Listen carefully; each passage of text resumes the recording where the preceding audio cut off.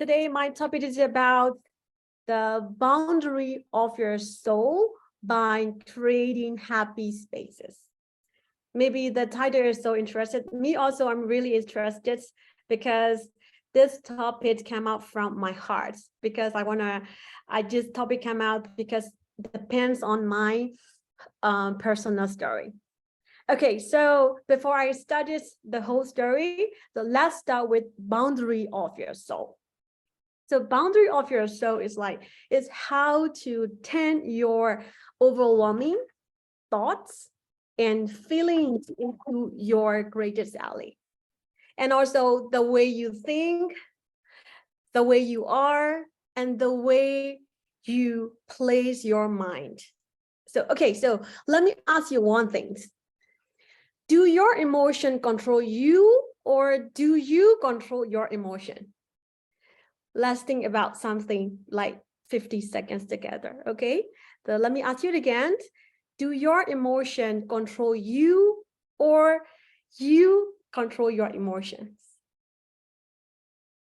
Okay, so let me answer first. Just you guys can think in your minds, but let me answer it.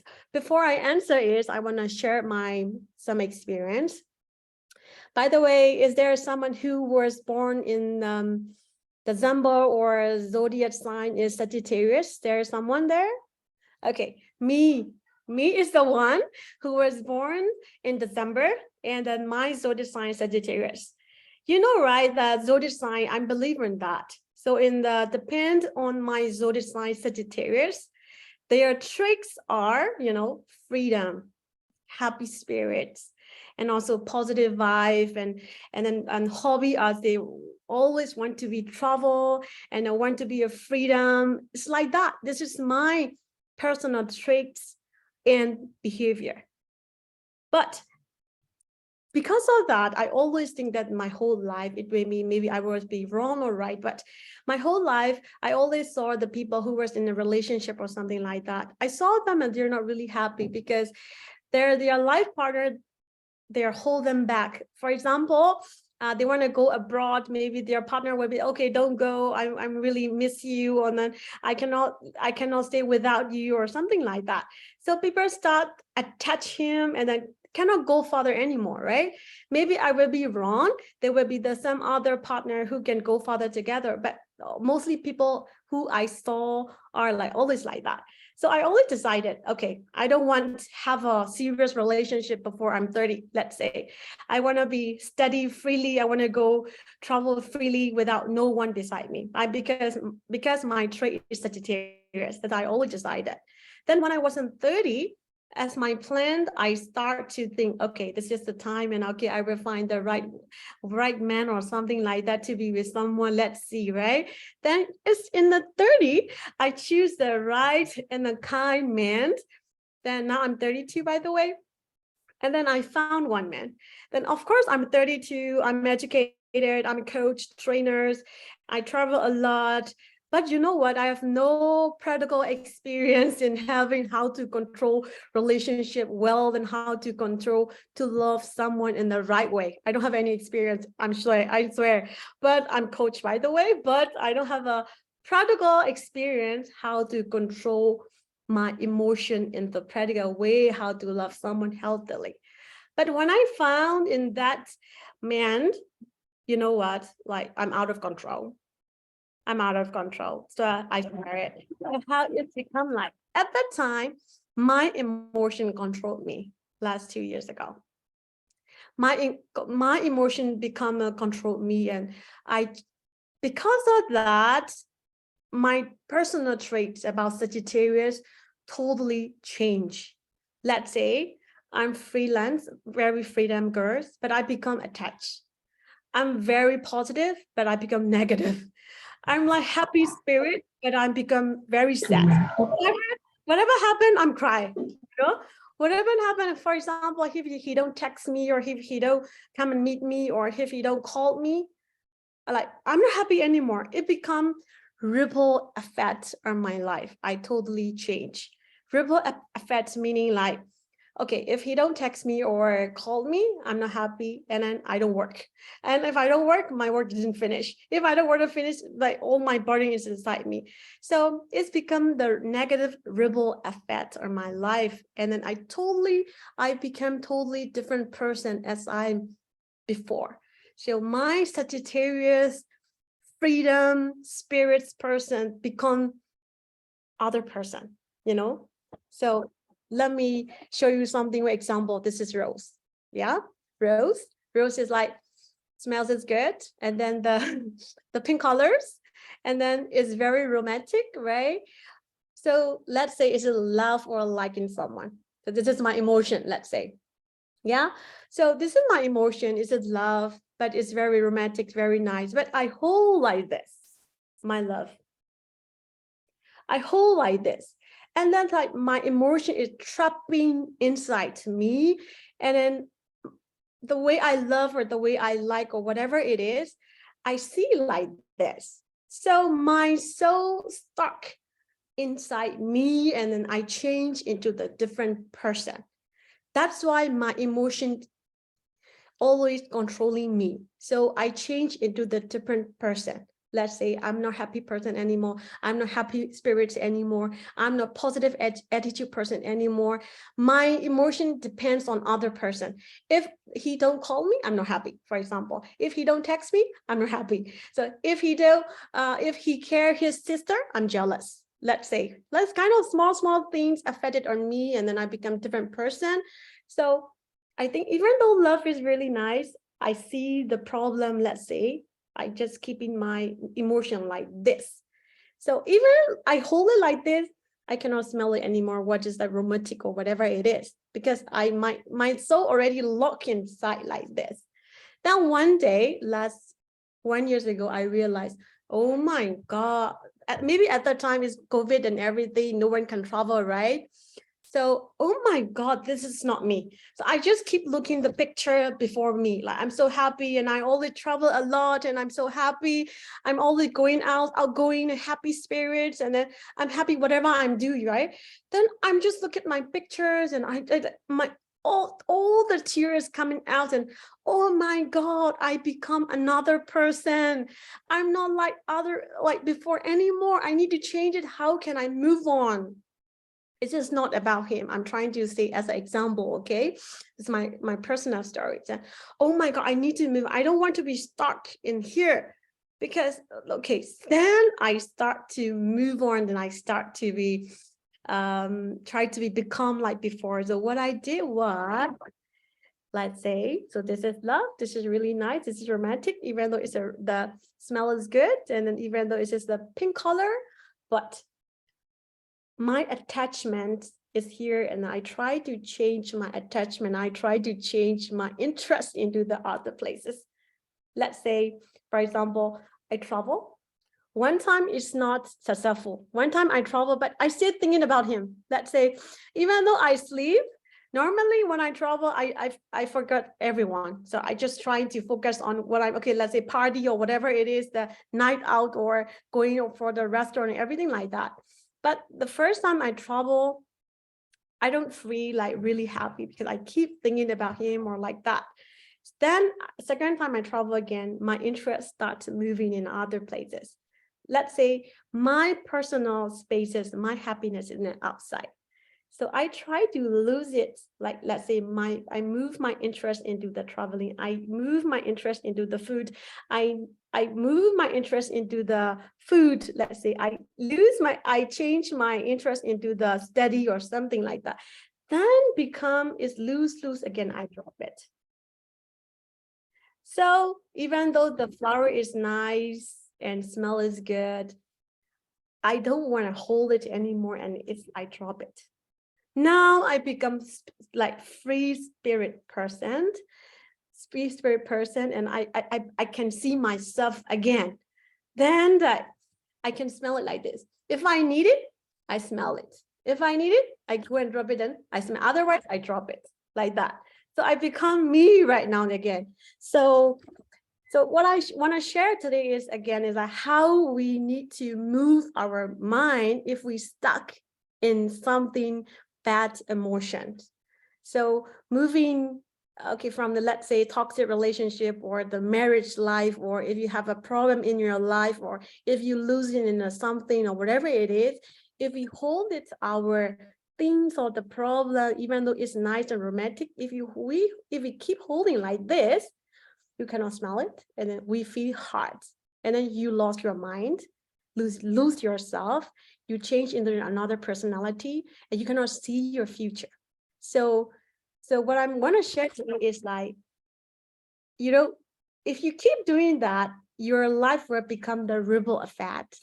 Let's say always negative, negative, negative. So let's do it right, that you need to move on. So move your interest first, and then change your attachment into the other good things to become your life lighter, and then be free, and then find your spaces at outside. Okay, so let me conclude it, my topic right now. So all the two you need to do if you have a like bad emotion or bad experience, or you're stuck in the something, first thing you need to do is like know what to do, what you feel overwhelmed. And then second, understand your sadness, understand your anxiety, and understand your fear and guilt, where it starts and how to end. And then third, move your doubt and conflict to confidence and peace. And four, find balance and emotional stability. So you can be like, know where you can feel the smell and how to be free. Good luck, everyone. Thank you. Thank you so much, May. That was really something very, very interesting. I'm also a pretty attached person, and that's why I've been married for about 10 years.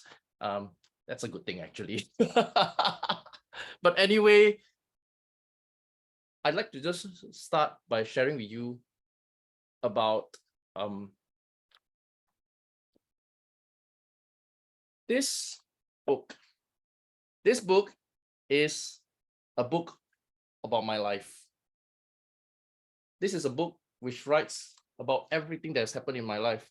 And as I read this book, I start to realize not every pages in this book was written by myself.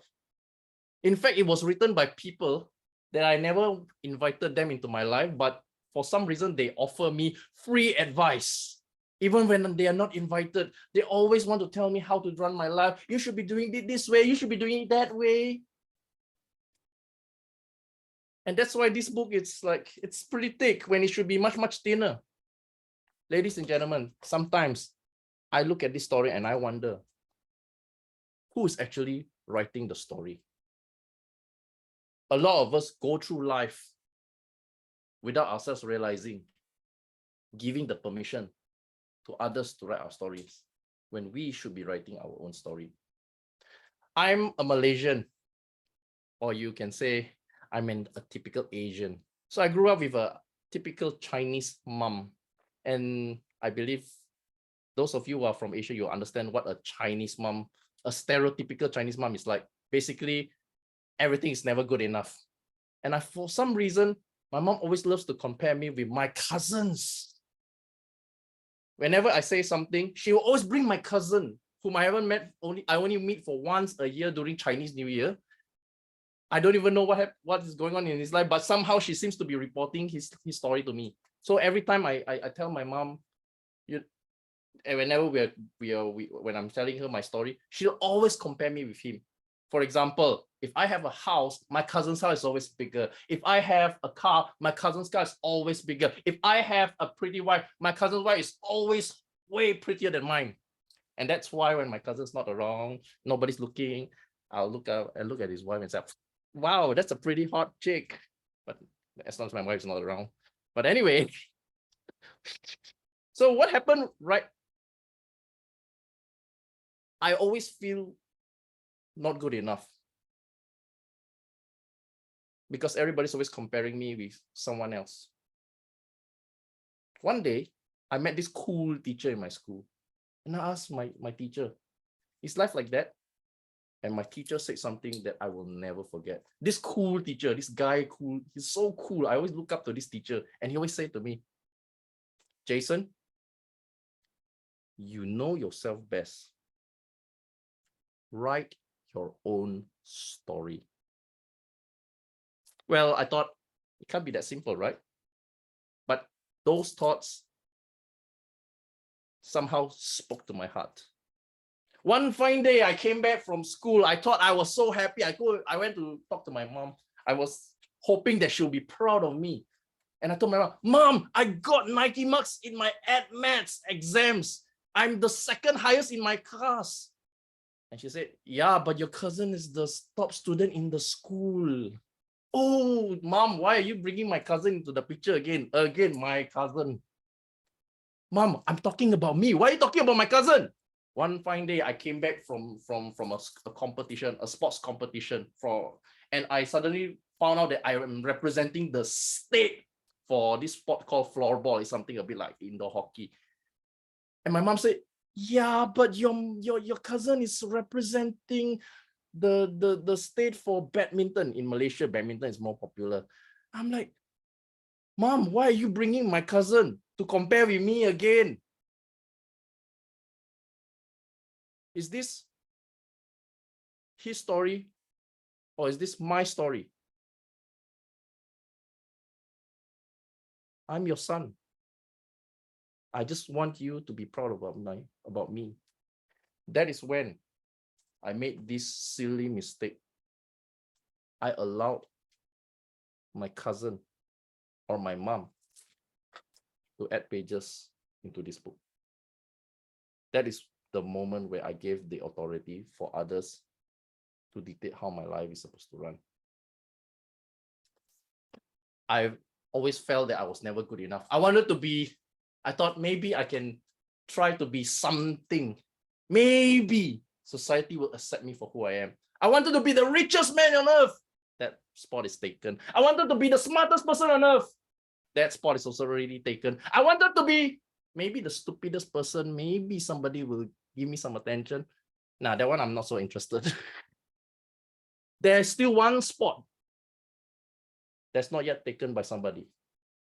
And that spot is called being the best version of yourself.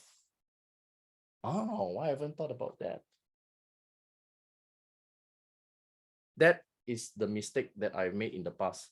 And my teachers, what my cool teacher used to tell me, still rang in my head. You know yourself best. Write your own story. Now, let me ask you all a question. Why is it that society likes to give us free advice even when we never ask for it? Anybody have an idea? Maybe you can just type on the chat box. Why people give you free advice? What society is always trying to tell you to be something that you're not? Why is society always doing that? I can think of 3 reasons. Number 1, society does not like you to be different. Society loves conformity. He looks like me. He sounds like me. He better be like me. But we are not the same. We cannot be the same. We are different. We are unique. So why try? And one of the things that helped me to identify when society is expecting something from me is a very simple thing. For example, when they ask you to do something, and then when you ask them, why should I be doing this? And they can't explain it. That's how it's always been done. For example, I once asked my friends, all of them are married, they have children, they're happily married, and they're so happy. And they ask me, hey, it's your turn. And I would be asking them, yeah, but why should I get married? The common answer is, well, that's because that's what everybody's doing. You should be doing the same thing. So I should be wearing the same underwear as you? Come on. That's not how it works, right? Reason number 2, why people have failed in the reason why society always wants you to behave in a certain way, they always trying to tell you to do certain things, is because some people have probably failed in something in the past. And they are concerned for you out of good intentions. Don't do it because I've done it before. You will die. Just because you have died doesn't mean I will die. correct? Because we're different. My dad used to be worried about my English essays because he has failed in his English many years in the past, and that's partly because he came from a Chinese speaking school, not an English speaking school, and he was so worried about me, but he forgotten that he sent me to an English speaking school. I spoke English all my life. Why are you so worried about me? I'm not you. That's the second reason why people just always trying to tell you how to do things. And last but not least, there are people who are just threatened by you, but they can't show you that they are threatened. Have you met those sort of people? They're threatened by you. They want to be like you, but they can't say it to you, because otherwise they would be the bad guy. I remember when I was in school, I was not too bad student. I was a not too bad student. And every time I asked the top student in school, and I always ask her, hey, how did you study? How did you score so well in these exams? And she will always say, I don't know, maybe it's a typical Asian thing. They just say, hey, you don't have to study. Come on, there's nothing to study. What's there to study? Teacher, you just need to listen to the teacher, and that's all you need to do.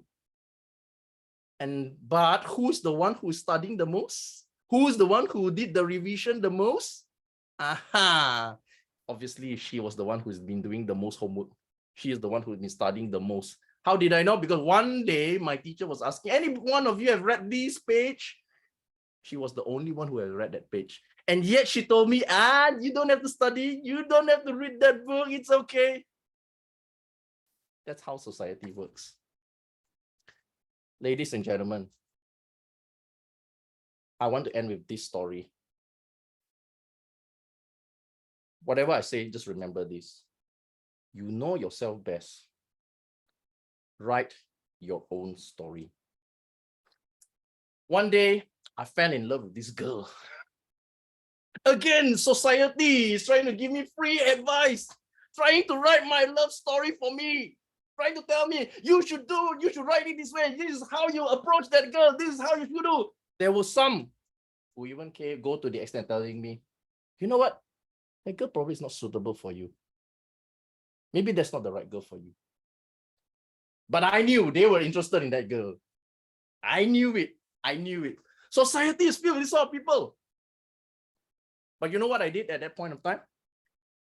I followed my heart. I knew that if I miss this girl, I will regret. There's no other girl that is as, I don't know. That was love at first sight for me. And I followed my heart. And true enough, whatever people say that I will struggle if I get into that relationship took place. Because after I got married, sorry, not after I got married, just when we started the relationship, for about 2 years after getting into the relationship, her father all of a sudden passed away. All of a sudden, me being in a typical Asian family, because she doesn't have any brothers, and in the Asian context, it's always people always want a male figure to take care of the family. So all of a sudden, I was not ready to get into marriage. I was not ready financially. My career was not going well. I had to make a decision. Should I marry her, take a back seat in my career? Because there were a lot of things that needed to be done. And be the head of the family overnight. Again, there were many advices. You are not ready. Maybe you should wait for next time. No, this is the wrong time. Maybe you find another girl, man, or somebody's more suitable. There will always be those sort of voices. But eventually, I decided to marry her. And I suffered. I really suffered. You know why? Because I told my wife, after we got married, I told her, go and pursue your dream. When somebody loves you, when a guy loves a woman, he always wants the best for her. My wife's dream was to finish her master's, her master's in research. That was her dream. That was her father's dream, her late father's dream. She wanted to be the first person in her family to pursue her postgraduate. And of all things, she decided to pursue her master's of research in cockroaches.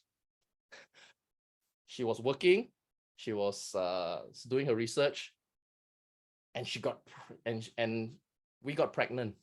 She got pregnant. Every day, every single day, right after she finishes her work, me and her will go to the university lab. This container contains one cockroach. There were about 200 of these containers in one aquarium, and there are 4 aquariums altogether. We have to open this up, clean this container, feed the cockroach, put it back every single day. If we fail to do this, then the cockroach will die, and so will her thesis, and she will fail her masters. And because these are biological beings, creatures, you have to feed them every single day. And you guess how long she did her masters? We've given all those challenges, having a career, having baby, and also doing their masters in research. It took about 6 years. 6 years. Me, myself, dragging myself to do that every single day, helping her along the way. I can even tell you the name of the species. It's called Supella longipalpa. I'm not a biologist. I can tell you that because I was sucked into her project. I'm her husband. I'm like, oh. Did we quarrel along the way? Of course, we quarreled. We went through the ups and downs. There was one point I was so fed up. I told her, you know what? This is all about you. When you graduate, I don't want to attend your graduation because I had enough of all these things. It's all about you. And my wife told me, dear, if there's only one person I want to attend my graduation, it has to be you. And one fine day, she finally graduated. Oh, thank God. She finally graduated. My career took a backseat. You know, a lot of times people ask this question in Asia. People always ask this question: should the man take the what is it the man's role to lead the family, or is it the lady's role to lead the family? My answer has always been this: when we are married, you should function like a team. You should function like a team. Sometimes your wife needs to take the lead. Sometimes it's your turn. And that was what happened with my marriage. 6 years of my life, my wife was the one who is actually, it's all about her. The day she graduated, she told me, dear, from this day onwards, it is all about you. It's about your dream. And that's why even as I'm giving you this sharing, my wife is taking care of my 3 kids. She's taking care of my 3 kids so that I can be here, so that I can do what I want to do, so that I can be out there sharing this message.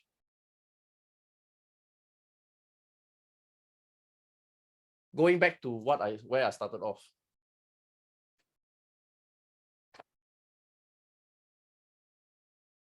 At that point of my life when I met my wife, I had a lot of questions. Did I marry the right person? Was it the right decision to marry her? There were all kinds of answers from society. But at the end of the day,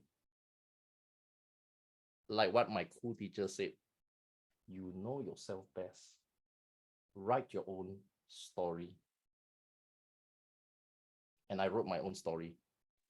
I married the woman of my dreams. And because of that, today, everybody say, wow, you have a beautiful family. Wow, I can't believe your career is doing well. That's because at the end of the day, I choose to write my own story. So, ladies and gentlemen, if you've forgotten everything that I said, just remember this. You know yourself best. Write your own story. Thank you very much. Thank you, Jason, for a wonderful life story and what the society is made of. Well, today we're going to talk about a topic which is also quite sensitive, but it is what it is today. As you know, we are all just out from the pandemic, lock in, lock out, lock everywhere. I hope during the lock in and lock out, lock whatever, you would have gone into a mode where it gives you time to think. It gives you the moment to do the things you want, to come into some realization that what life is all about. Yeah. So here we go. I would like to ask you this question. When was the last time that you are grateful for what you have?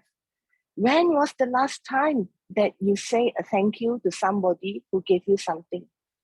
Do you know that we have created, I say we, because it's a society has created a very entitlement mentality. It's like, okay, this is mine, not even mine, I will take it. This is yours, I like it, I will also take it. It's because parents are very giving, you know. They come from a society that we don't have this, we don't have that. Now that we have, we tend to give more. When you tend to give more, they become very ungrateful and very entitled. Because it's all given here, all given. They have already forgotten what is gratitude. Because we live in an entitlement society. Whatever you want, you take, doesn't matter. And where's your thank you? Where's your please? Where's your good morning? Little by little is disappearing. So today, I'm going to talk about gratitude. Every one of us, every day we go out, we are busy doing everything. But we have forgotten about the gratitude. We have forgotten the essentials of the things that we have. Basically, your 5 daily things or your 5 3 things. Let's come back to basic. What are the 5 daily things that you have? Every day that you wake up, do you say a thanksgiving for the life that you have today? Do you say, I'm very grateful because I'm still breathing. I'm very grateful because I have this roof over my head and the roof is not leaking. I have a car to go to work. I have wonderful family who love me. Do you take a back step to remember that these are the little things that made up of your life every day? It is not there because it is there. It is there is because you are grateful for it. It's because you're thankful for it. We must always give thanksgiving. We have forgotten all this, you know, to the extent that we are distorted, we become an entitlement mentality. I want, I take. Do you know that when you have that kind of attitude, you become very unhappy? Because there are times that you come into a situation you cannot have what you want, okay? Because it is not yours to take. So when you come into that situation, you cannot have what you want. It's like, I have a car now. My car is getting me from A to B. It's an Alza. So it doesn't matter. It's a car getting me to A to Z. But because you're so competitive, you wanted a BMW. And because that the BMW is not yours, it's your neighbor's, you want that BMW and you keep on chasing for things, you know, that you want and things like that. Fine. And that you cannot have it because it's not yours. So when you cannot have it, it's not yours, you become very depressed, you become very unhappy.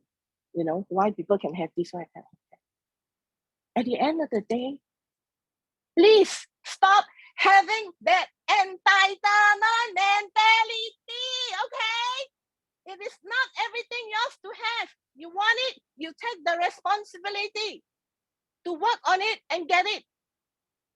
Do you agree? I guess so. Come on, come out from that mentality. Have gratitude. Do your gratitude, your essential gratitude every day. The things that you want. Do it. The things that you want. Yeah. Throw it to the universal. The things that you want. These are the things that I want. These are the things that I'm grateful for. I'm grateful for this. I'm grateful for that. I'm grateful for all the things, the little things. When you are grateful for all the little things like your life, your day, your job, you know, your beautiful wife, your beautiful children, even though they're irritating you, but you're still very grateful because they're there, because they're going to create the next generation. So if you're grateful for all these little things, I wake up every morning, I put my foot on the ground, okay? And I say, oh, it's a beautiful day because I can still put my feet on the ground. I still have a feet, all right, to put on the ground. There are people who have no legs, okay? Yeah, I can still put the feet on my ground. I'm still breathing. Do you know that there are some people in this world, when they wake up, they're no longer in this world, they're gone or they cannot wake up. Or when they wake up, they cannot even talk to you like how I'm talking to you because they're just wake up and they're not well. So these are the little things that we should be grateful. I hope that during the pandemic, it has spoken to you that things, life changes can be anytime, any day, any way. Whether you like it or not, you're entitled or you're not entitled, things can come, tragedy can come. So be thankful for what you have every day. Be appreciative for what you have. Do a journal every morning when you wake up. Be grateful for the things that you have. At night, when you get home, jot down the things that you're grateful. Doesn't matter whether they are the things that happens in your life, how it happens in your life, good or bad. Pick the good stuff, write it down. The next morning, when you wake up, read all the gratitude, all the good things that you have gratitude in the past days, read them out. Do your journaling. You know that a lot of people are getting anxiety, getting all sorts of things, and those things. Mana the anxiety? You make too much noise, your mother will give you one tight slap. Your anxiety lah, you hear church bell lah, that will be your anxiety lah. But because we are so spoiled in the society, you know, to the extent that we are little bit, we already shiver. So be positive. Come back to the positive. Stop comparing with your Jonases and whatnot. Do your journaling. Do your expressions. Do your gratitude every day. So what if the shit fall on your face? It just becomes fertilizer. If you look on the positive note of things. If it's not, then where focus go, energy flows. If you want to focus on the negative, then you start a fight with your neighbor lah, because he throw the shit over your fence. Yeah. But if you look on the positive side, okay, look, you throw over is my plant. Yeah. So it's a fertilizer to my plant lah. So is there a reason? So I'm very gratitude because my neighbor showed the shit over my this one, but it fall into my plant. My plant is growing properly. See, every negative, every bad things that happens, you always look on the good things. Of course, it's easier said than done. Just for your information, think about it. All the successful people, you think they don't have you think they have a beautiful life all the way? Most of them would have a journey, would have some tough journey, which they have gone through. But if you want to look on the bad side of things, then forever you will attract the bad side of things. But if you want to look at the good side of things, yeah, like for instance, you know, things has happened. Then you say this has happened, it is bad. I mean, in this world, nothing is perfect. Sometimes we do get a bit of these little things that are not so good. Fine, it's bad. Yeah, but you look at the positive side. Because it's where focus go, energy flows. If you really focus on anger, then the whole day you'll be angry. But if you learn how to forgive, forgiving is not for the person that he has done you wrong. Forgiving is for you. Yeah, for you, so that you learn how to forget the things that the person has done, so that you sleep better tonight. Do you agree with me? So that you sleep sounder tonight. When you learn how to forgive, it's okay. You know, this has been done already. It has already happened. From there, this is what I learned. From there, this is where my journey goes. Did I lose anything? No. I learned how to forget. I learned how to forgive. Not for him, it's for me. Because tonight, I still have a good night's sleep. Rather than the angry and the negative emotion, like anger in you, angry. The whole night long, even you take 2 bg of the sleeping pills, so you cannot sleep. Because it's the anger and the dissatisfied is still inside here. And because you are so angry because he did you wrong or she did you wrong, you hold on to the negative emotion, and then it created a negative reaction. You see, an action for a reaction, Einstein theory. It's fine. You know, the things that has happened to you is all for a reason. Every time in our life, you looking backwards doesn't mean that you're going to live in your past. Looking backwards is to reflect on the journey that we have gone through.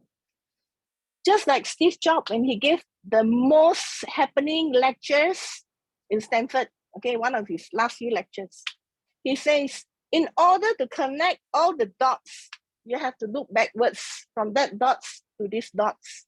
That's how the journey begins. That's how your journey is.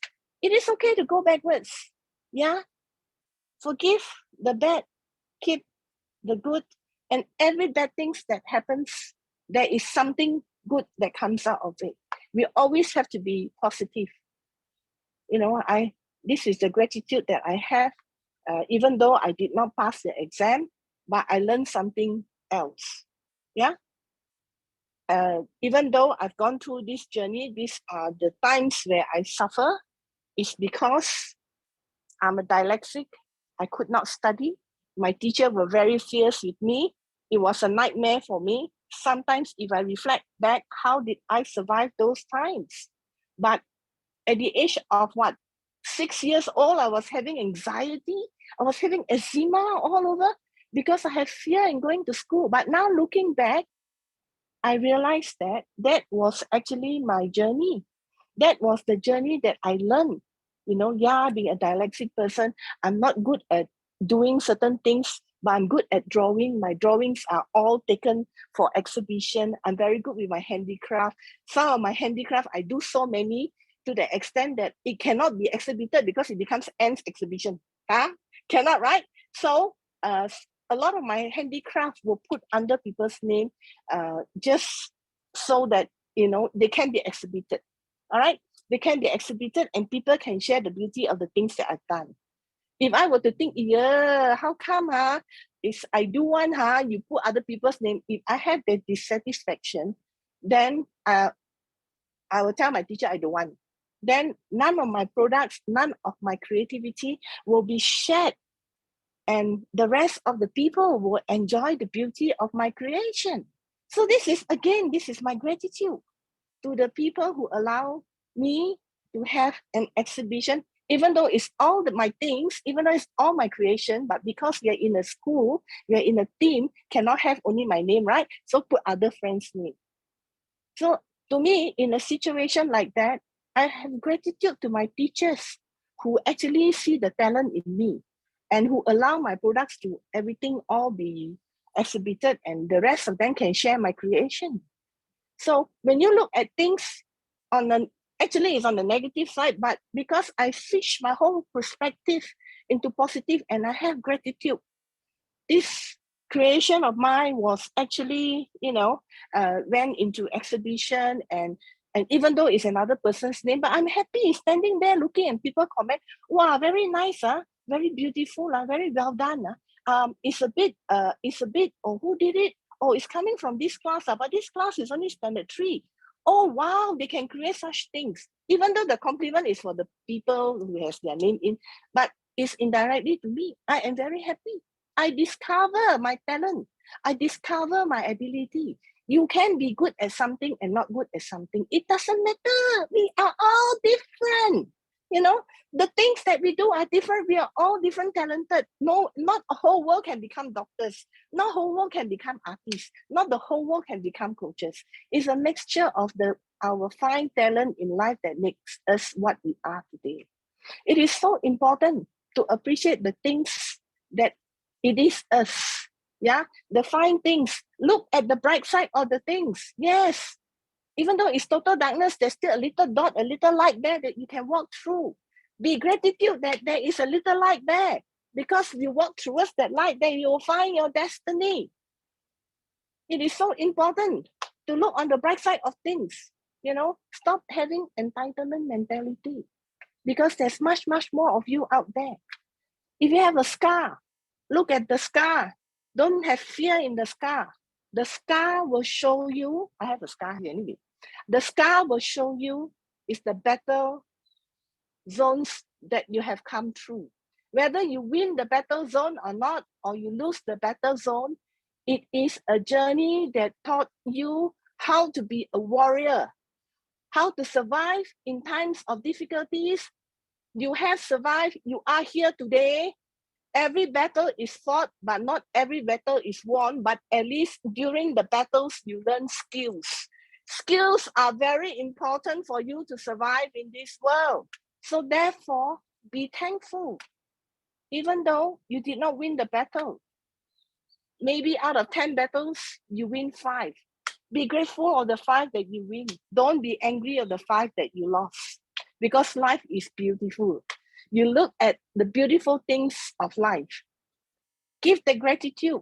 Say the thank you to the people. Give a smile, because when you give a smile, even with the mask on, I'm sure you agree with me, your vibes are different, because when you smile, your eyes also smile. Be nice. Be kind to other people. Doesn't matter if you're not getting anything back from them. It's the presence of there where they help you when in times of need. And when they help you, they didn't ask for anything back. So when you have an incident like that, someone help you, be thankful. Yeah, even though maybe you don't have the money to give him a bit, but at least say thank you to him. Yeah. And when you come into a difficult, when somebody come into a difficult position, be the person to reach out. Be the person to have the kindness to walk, to do the same like what somebody did for you, move on to help the person. I have a friend who came in and wanted to sponsor me to study. She says, I said, I don't have the time. He said, but you have the talent. I want to send you back to school. I want you to study, to study the psychology, because you're good at counseling, but you need the qualification in today's world.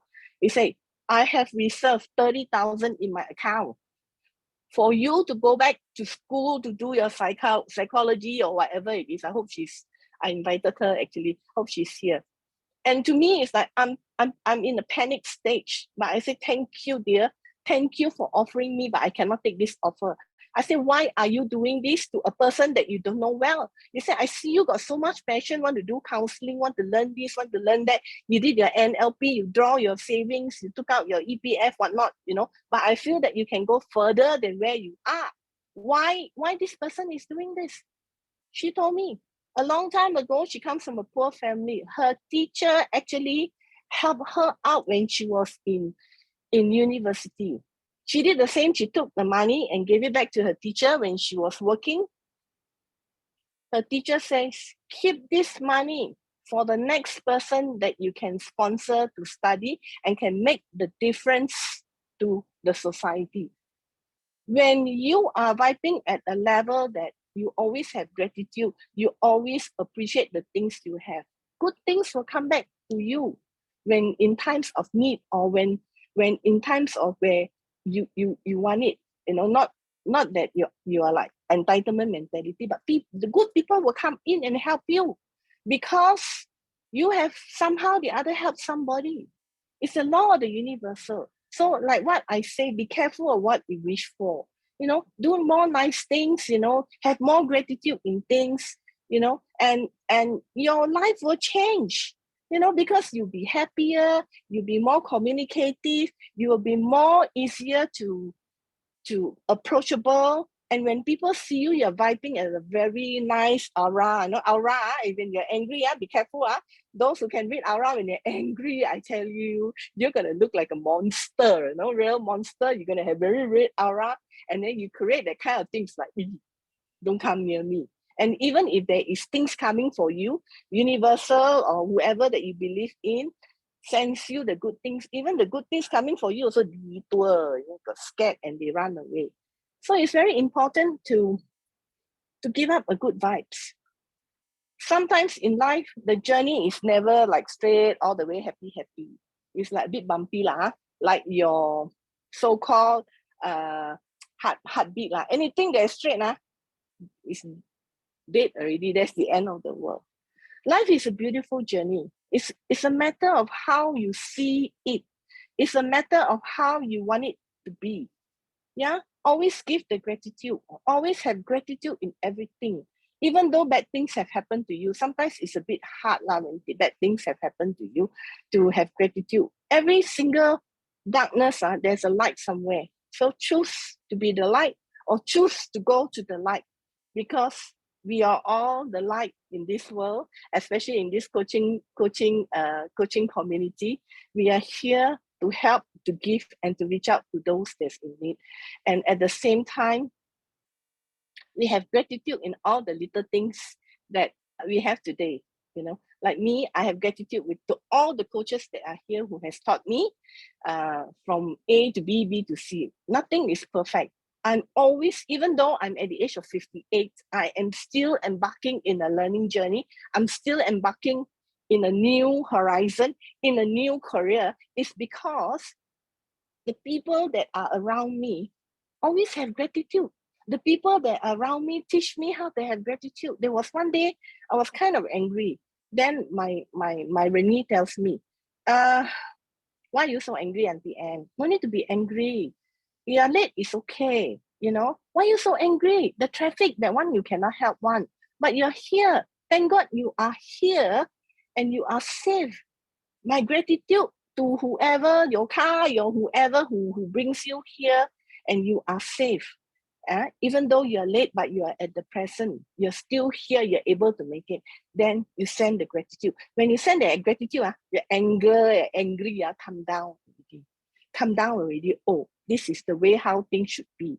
We should have gratitude in, even though the bad things, we also pick the good things, pick the light, and then, you know, we take it as, okay lah, never mind lah. I still here ma. I'm able to attend ma. I didn't get caught in the accident that was like 2 miles away when I passed by. You should be lucky you're not the one that the car went into the ravine or got knocked at, and you're still arguing with the person who knocked into your car, and you know, that kind of drama. You know, you should be happy and you should be gratitude that you are there. Your journey, even though you are late, it doesn't matter, something would happen or somebody just scraped into your car, it's just as great. It's not you, you're not injured. So look at the bright side of things. Always look at the bright side of things. Therefore, all the good things, all the good vibes will come to you. So have a good journey 2023. All the best to all of you, with love and light from me. That will be my sharing for today. Bye. Over to you, Brother Vishang. Thank you, Anne. And having the gratitude is something that a lot of people take for granted at this point of time in this world that we live in. Beautiful people make up the beautiful life that we have. And yet there's one thing that we need to keep or upkeep, which is the beautiful world that we live in, which comes to the topic of my sharing today, that is called sustainable living. So what is sustainable living? What is the meaning of sustainable living? Sustainability is one of the most popular lifestyle choices of the past decade and will hopefully become the second nature to all of us in the coming years. And as we transition from a lives of convenience and fast fashion to lives of environmentally conscious choices, sustainability will continue to permeate in almost all of our daily decisions. And sustainability comes in many forms and has many benefits. But have you ever wondered what it means to live sustainably? What is sustainable living? Sustainable living is achieved by making choices that aim to reduce our individual and collective environmental impact, by making positive changes to offset climate change and reduce environmental damage.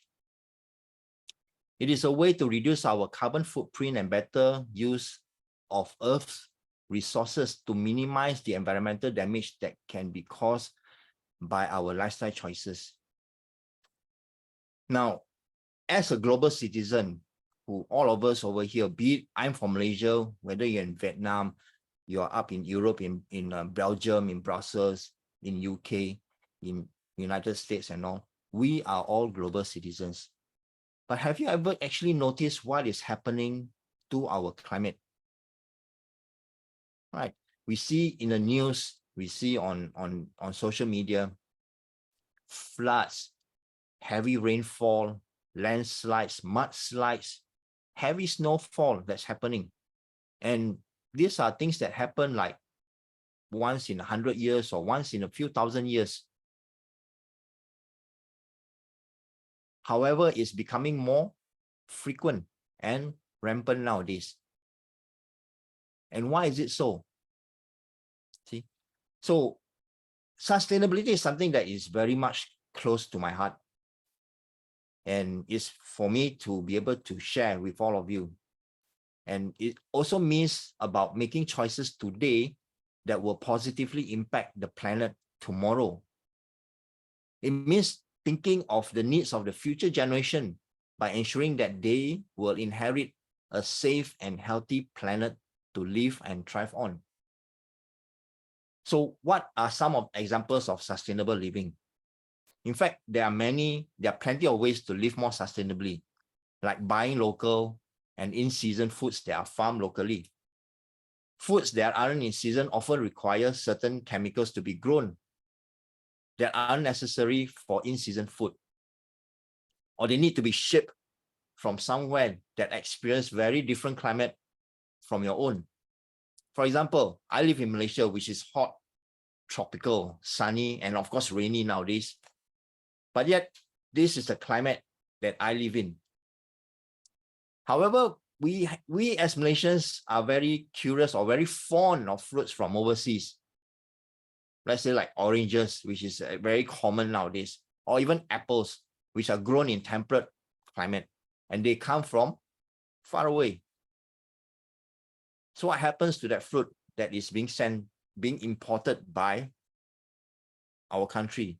So if I were to buy an orange, have I ever thought of the carbon footprint that orange made, whether it traveled from South Africa, or whether it traveled from Australia, or even from New Zealand?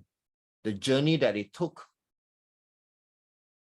the labor that required from harvesting that orange all the way to the shop where I bought from it and where I consume. Or why not I support our local farmers by buying a papaya, which is common over here. And these are tropical fruits, or guava, right? And these are all available locally. That doesn't have a huge carbon footprint. And sustainable farming discourages waste and encourages low impact. See? And it has been known that farming for beef and lamb has one of the highest, in fact, the highest carbon footprint in the world. So the advice is either we eat less meat or no meat at all, which is also another way to live sustainably. Because industrial meat is one of the biggest contributors to pollution, deforestation, and greenhouse gas production. And another example of sustainable living is by buying items made of recycled materials or designed to be zero waste. And nowadays, many cosmetic companies produce items in bottles and jars made from recycled product. And you can also find clothing, bedding, and furniture made from recycled materials. It's just like this t-shirt that I'm wearing now. It is actually made from recycled plastic.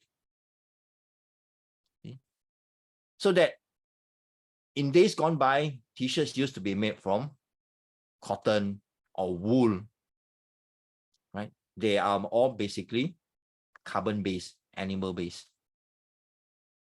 And people have to produce or have to grow more cotton. They have to clear forests to grow cotton. So forests are actually the sustenance, the filter of the air that we breathe. And more forests are being chopped being harvested for their wood. And what happens?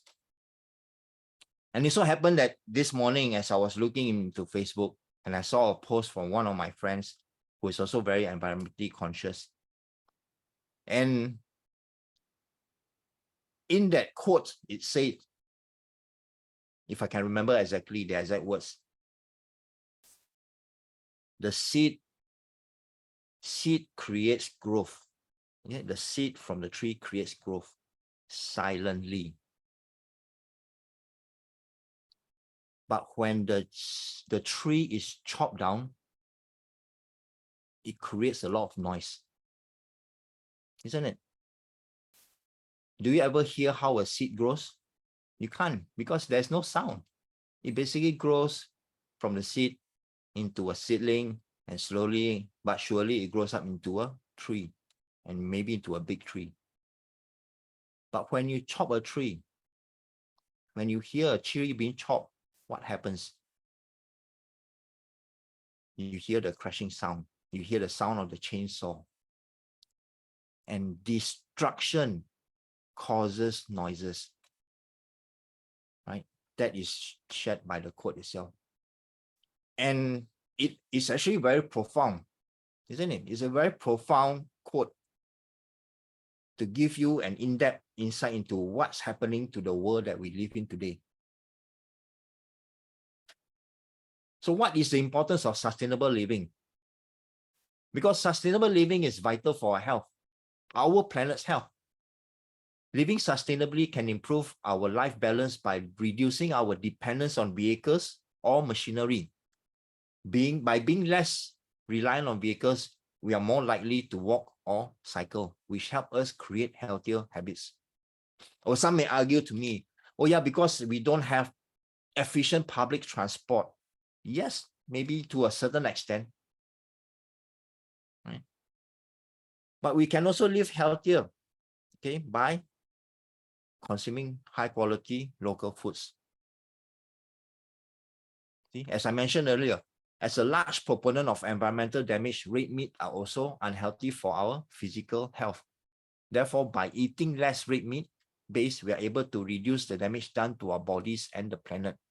And again, it has been proven scientifically that consuming a lot of meat, high meat consumption would cause chronic illnesses. Cancer is one of them. Right? And it has been proven, especially those who consume a lot of red meat. A high percentage will succumb to colon cancer because the digestive tract is unable to digest the meat that we consume efficiently, and it is deposited in the coronary tract. That over the course of the time, right, due to the acidic environment in the digestive system, right, it will actually either fermentate or create a healthy environment, a healthy, which is negative in context, a healthy environment for cancer cells to thrive. See?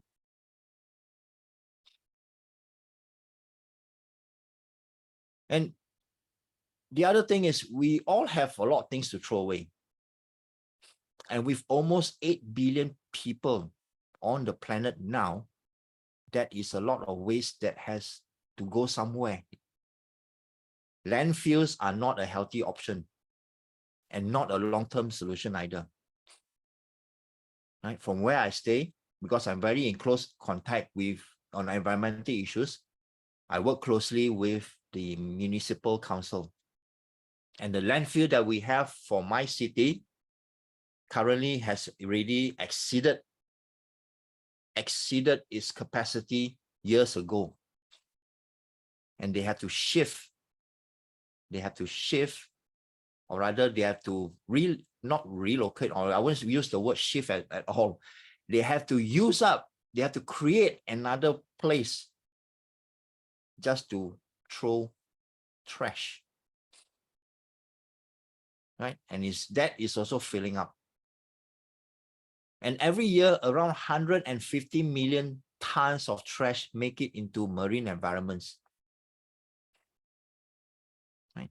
And there are patches of rubbish in the Pacific Ocean. Okay, there is a vortex of plastic that are thousands of acres wide or thousands of kilometers in square kilometers, thousands, mind you, if you cannot try to think of how big thousands of square kilometers is. And that is a rubbish patch, plastic. So if I were to just go to the seaside and I throw a plastic bottle in the sea, it will probably end up in that patch. It will, I won't say probably, it will end up in that patch. And it has nowhere to go. And our marine life will be consuming those plastic. And plastics take a long, long time to break down. And fish caught that has been studied have been shown to have nanoplastics in their bloodstream. And while we are eating the fish and enjoying the fish, we are actually consuming the plastic as well. So give a thought to that. The light that we use, where does it come from? It's of course our use of fossil fuels to power our homes, our businesses, transportation, and all this creates harmful gases that warm our planet and create more extreme weather conditions. And if we don't stop this within the next decade, the damage may be irreversible.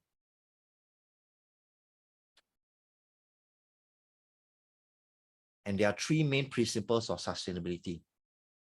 Okay, and of late, on the corporate side, private companies are moving on. They call it ESG. Right? So we have social equity, economic viability, and environmental preservation. The social equity pillar refers to societal systems and structures that actively support current and future generations' ability to live healthily and comfortably. So socially sustainable communities are authentically democratic, diverse, equitable, connected, and provide people with a good living standard. Okay? And there are examples of this, and some of them, they call themselves eco-villages, and they are spread out all around the globe. Right? They have those in UK, in US, in India, in Thailand. Okay, and it's actually starting now in Malaysia, where people, they group up as communities. They purchase land together and they build their communities over there, environmentally conscious communities. Okay. The economic pillar represents strategies used to encourage individuals and corporations to use socio-economic resources to their advantage. So economic sustainability ensures that businesses make a profit without creating social or environmental issues. And the environmental pillar of sustainability is probably the best known, occurring from processes, systems, and activities minimize the environmental impact of their products, facilities, and operation. And they focus on zero waste product manufacturing, managing energy consumption, and switching to green energy in offices, headquarter buildings, warehouses, and factories. And that is quite encouraging. However, it's still not enough. See? So coming back closer, what does a sustainable house need? So here are some basic items you will need to live sustainably at home. Reusable bottles. See? So if you go to a 7-Eleven store or go to a convenience store, yeah, see? And if you look at the shelves, if you look at the chillers, what are those in there? Mainly all plastic bottles or unrecyclable Tetra packs, isn't it? But because we have come to a culture where we want convenience, everything needs to be fast, easily accessible, easily attainable, that sometimes we forget the impact of our consumerism would have towards the environment. See, and we are polluting the oceans world faster than nature can purify them.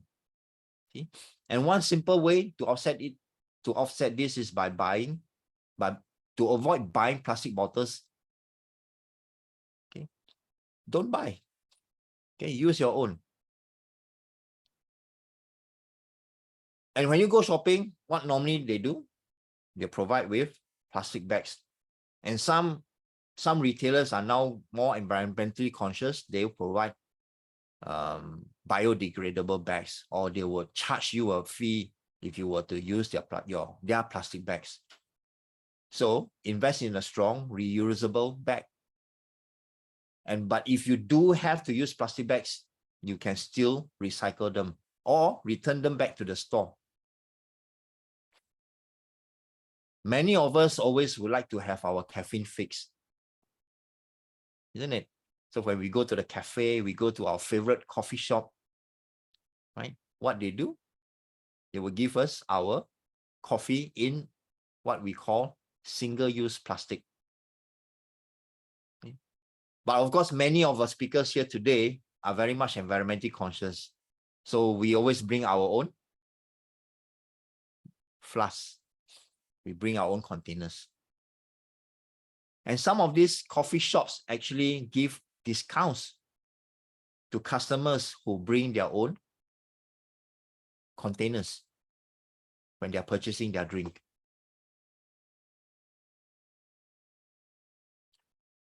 The other one is subscribe to a clean energy supplier. Okay? Supporting clean energy drastically reduces our carbon footprint, as it doesn't result in the release of damaging fossil fuels. Okay? So while we should always try to conserve energy at home, using clean energy is a great way to ensure that your energy has a minimal negative environmental impact. And this comes to, which is more prevalent nowadays, that is using the energy from the sun, solar. In many countries, solar equipments to harness the energy from the sun is easily and nowadays relatively affordable and accessible.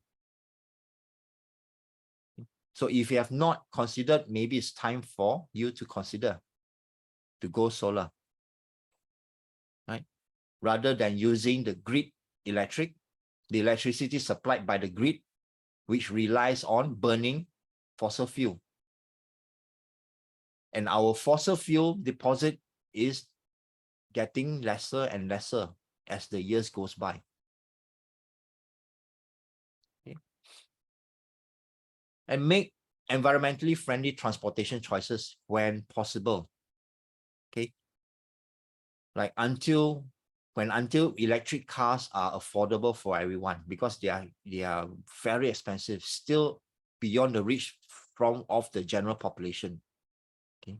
So what we can do now is just do our best to move around mindfully. However, if you are looking for a new car, do look into hybrid or electric options. And if you're just heading down the street to the store to buy something, why not use the two appendages below your torso, which are called your legs? Right? Take a walk or even cycle. Okay? Then all it takes is a little thought to make better decisions for our planet. So some may ask, what can I do to be more sustainable? Okay, so I'll list out 10 ways to be more sustainable at home. Okay. Point number 1, use less water. Many parts of the world are privileged enough to have access to clean water every day. But that doesn't mean that we should squander our water. So keep an eye on the length when we are showering, and even reuse salted cooking water to feed your plants. Because there are places in the world where clean water is not possible. See? And I would like to bring in what Anne mentioned earlier in terms of gratitude. Because there are things that where people take for granted, the clean water that we have. Over here, we just turn on the tap, right? And clean filtered water comes through it. And some of us can just drink directly from the tap. But there are those who can't. They can't. They have to filter, they have to clean up the water, they have to boil the water because it contains a lot of parasites, maybe even bacteria that are harmful for them.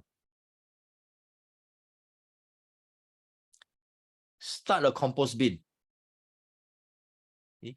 Compost bins are now easily accessible. You can even buy them online. So what I mean by compost bin, compost your leftover fruits and vegetables. And by composting them, you're breaking them down.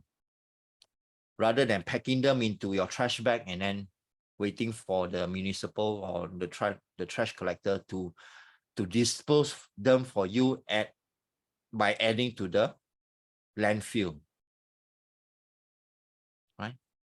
So because compost turns into soil, they degrade and turn into soil that can add fertilizer, they add nutrients, they add moisture to the soil. And if you have a garden, by all means, go ahead and do composting.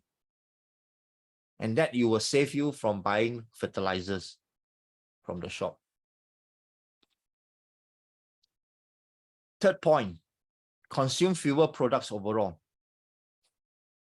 So because we are a generation or, likes to do shopping, and some people basically just go to the shopping mall and sometimes they just buy things at the spur of the moment.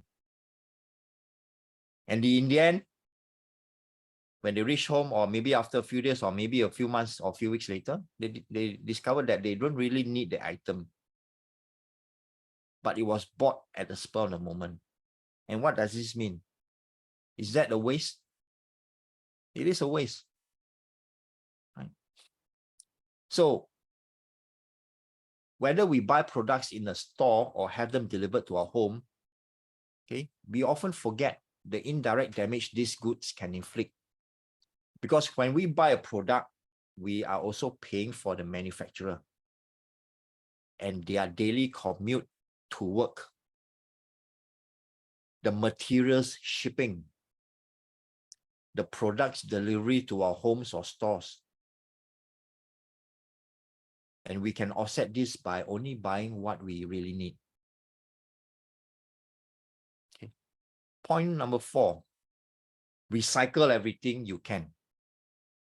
Items that we don't recycle often end up in landfills, contributing to the noxious gases that affect our collective health and contribute to global warming. So simply check the packaging for recycled symbol and put it in the right can for recycling. Point number 5, purchase eco-friendly goods. And you'll be surprised how many everyday items that aren't great for the environment. Cleaning products, standard toilet paper, shampoo bottles, toothbrushes, sanitary products are all often unrecyclable. But thankfully, there are many eco-friendly alternatives available today. So it's just a matter of doing a little research before you buy. Point number 6, monitor your energy usage. It is tempting in winter. Some of you are facing winter now to blast the heating. Just as we over here in the tropical areas, we have the aircon on all day in the summer, or maybe in the night. Oh, it's very hot in the night. I think I better turn on the aircon. Okay. Not only is excessive energy use costly, but it is also wasteful and uses precious resources that will deplete one day. Create less food waste and save money by pre-portioning. And it's all about being mindful in what we eat and how we eat, isn't it? Right. So we have a practice for what? We always eat of 2/3 to fill up 2/3 of what we need. That's all. We don't want to feel bloated. And some people, because I think it's a common thing that there's a certain fear, they like to cook a lot just to make sure that they have enough. Or they will buy a lot when they go out. You know? Or when they're out eating, they would order a lot of food. And in the end, they don't finish it, especially in the buffet line. When people are at the buffet line, right, they will tend to hoard, I would say, hoard their plate with food. And they will come back to the table with a mountain of food. And in the end, they cannot finish it. Isn't that a waste?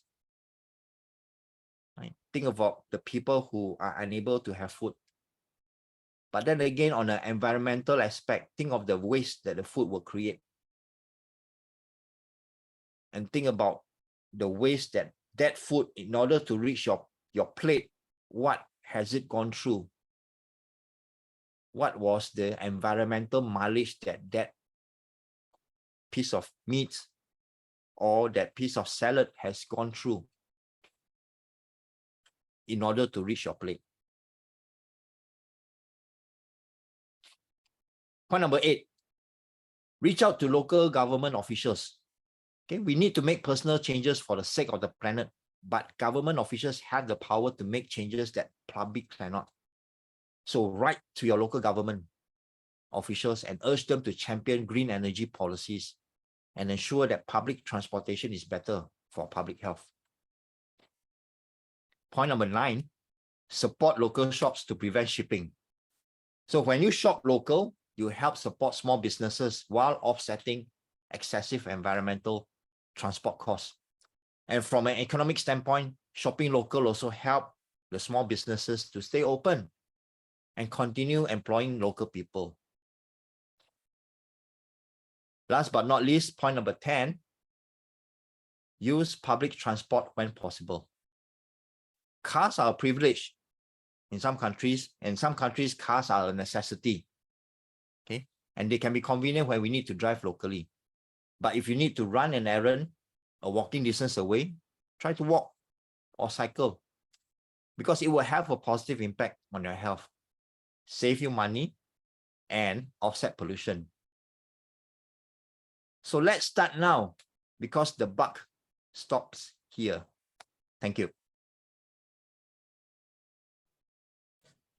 Thank you, Wee Shong, for a very passionate sharing. I took so many notes into my phone, and as a biology student, I'm so happy and so thankful that finally somebody touched on this topic, because this has also been my concern for the past years, and it also resonates with what I'm gonna share today.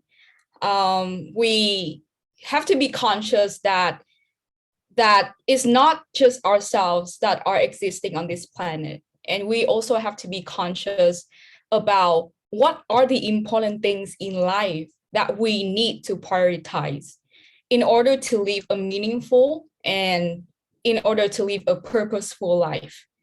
So the topic that I'm gonna share today, it's gonna be redefining success.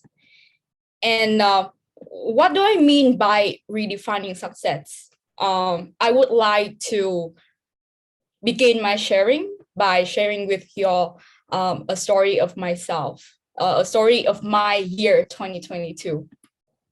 So we all know that, you know, for the past 3 years, from 2020 to 2021, we have been stuck in a pandemic.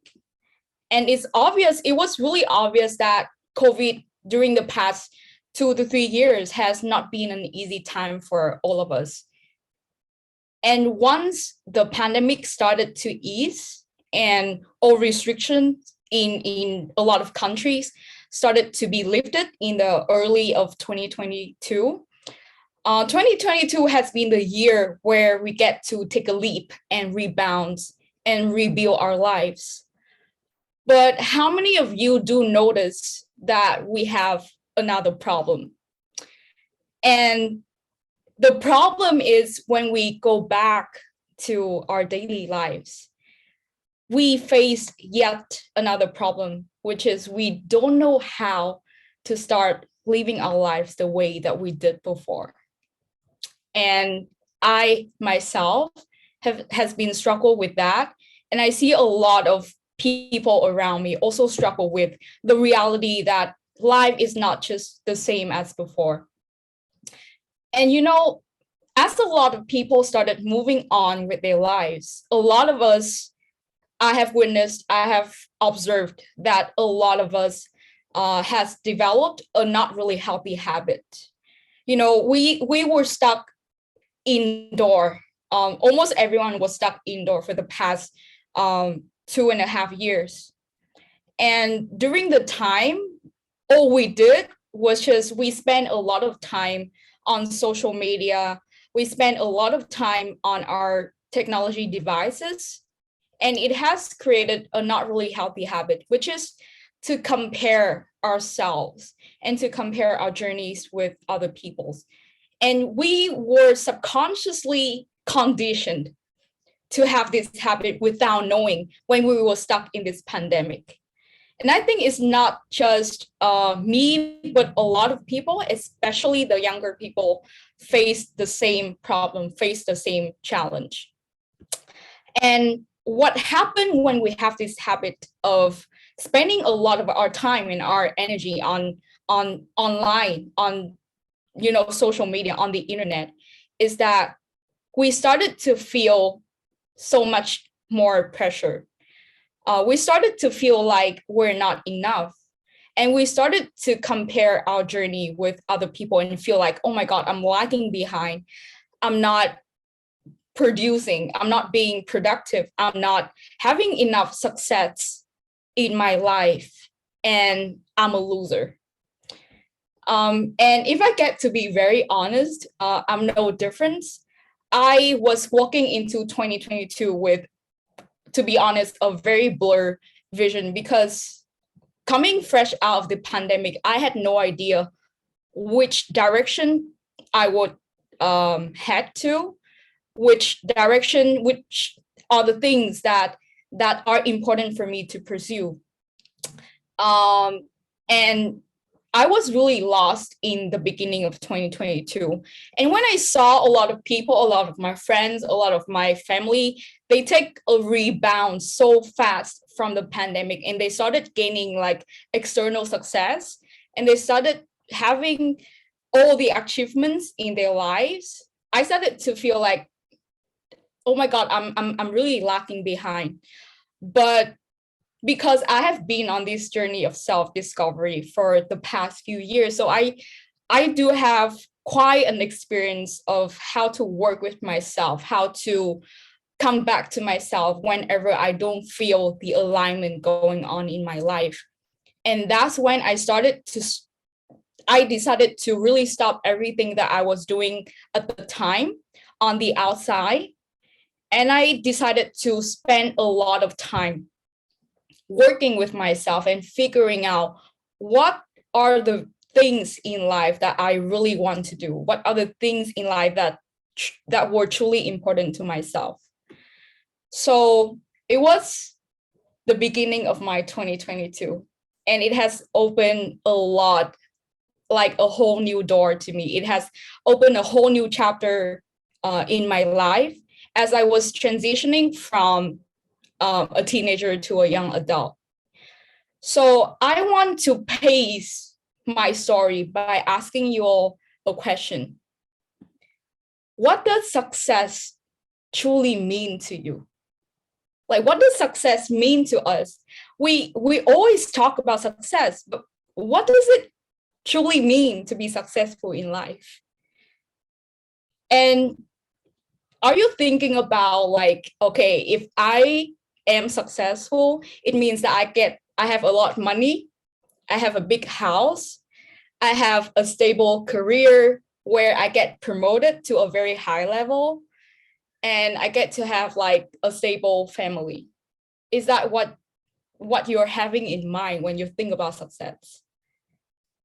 And when you think about those things, and I want you to take a reflection on the success that you have achieved or the achievements that you have in life.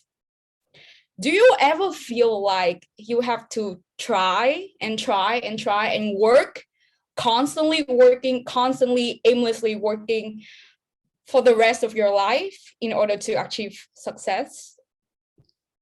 And do you notice yourself to have this mindset of, I will be happy when I get ABC? How many of you do notice that you are having this emotional state, this habit, this mindset that, oh my God, I will only be happy when I have more money, or when I have something external to achieve? And actually in psychology, we have a term for this emotional state, this mindset, which is the hedonic treadmill. I think a lot of you have heard about it. And the hedonic treadmill, it's basically a definition for that state, for that habit of never-ending loop to chase the next goal, to chase the higher amount of money, to chase the next success. But do you notice that in that loop of constantly chasing for something in the future, you're losing the most precious things in your life, which is the happiness in the moment, in this present moment? And I think a lot of people, they're suffering. A lot of us, we are suffering so much because we generalize success with fulfillment. And one thing that I learned when I transitioned into my 20s, into my early 20s, is that success doesn't always come with fulfillment. And if we prioritize the external success, we may unconsciously trade our happiness and our fulfillment without us even knowing. But if we are able to build that fulfillment from the inside, if we are able to do something that fills our hearts, then definitely we will manifest into the external success, because that's exactly what I have been experiencing for the past 5 years in my life, ever since I embarked on this journey of self-discovery. And I want to share some statistics about where the world is heading right now, especially to the younger generation. I have a lot of my brother and sister here, and I want to share this with all of you. So these are some of the statistics that I've gathered from a lot of studies that I've read recently. So in 2019, a study had reported that currently there are 300 million people suffer from depression all over the world. And it's a very, very alarming number, very alarming number. The second is 8,000 individuals commit suicide each year. And it was collected in 2019. And from my experience, it was something that deeply touched me for reading these figures, for knowing these numbers. 8,000 people commit suicide each year, because I used to struggle with suicidal thoughts when I was younger. And one of my very close childhood friend, he also committed suicide just over a year ago. And he was a really close friend of mine. And he was so young. He was only 20 at that time. He's 1 year older than myself. And according to the World Health Organization, suicide is the 4th leading cause of death among teenagers. And the next statistics that I want to share is the validation, the pressure to gain external validation is among the leading causes of our mental issues in the modern world, especially to young people. And if you are a youngster, if you are a Gen Z, I definitely you have at least once in your life experienced something called peer pressure. And you kind of feel like, oh my God, I'm a loser. I'm not as good as my friends. I need to try even more to be even better. So I just want you, every single one of us, to spend like a moment to anchor these figures and these numbers, these statistics into our minds. Because from my perspective, if we don't take a moment to stop and recalibrate the truly important things in our lives, I suspect that these figures will keep increasing as the modern world progresses. And it's happening right now. So coming back to what I was sharing about success, what is real success? And I want to quote a saying from one of the most famous gurus in the whole world, Anthony Robbins. He once said that success without fulfillment is the ultimate failure. Just let that sink into your mind. Success without fulfillment is the ultimate failure, by Anthony Robbins.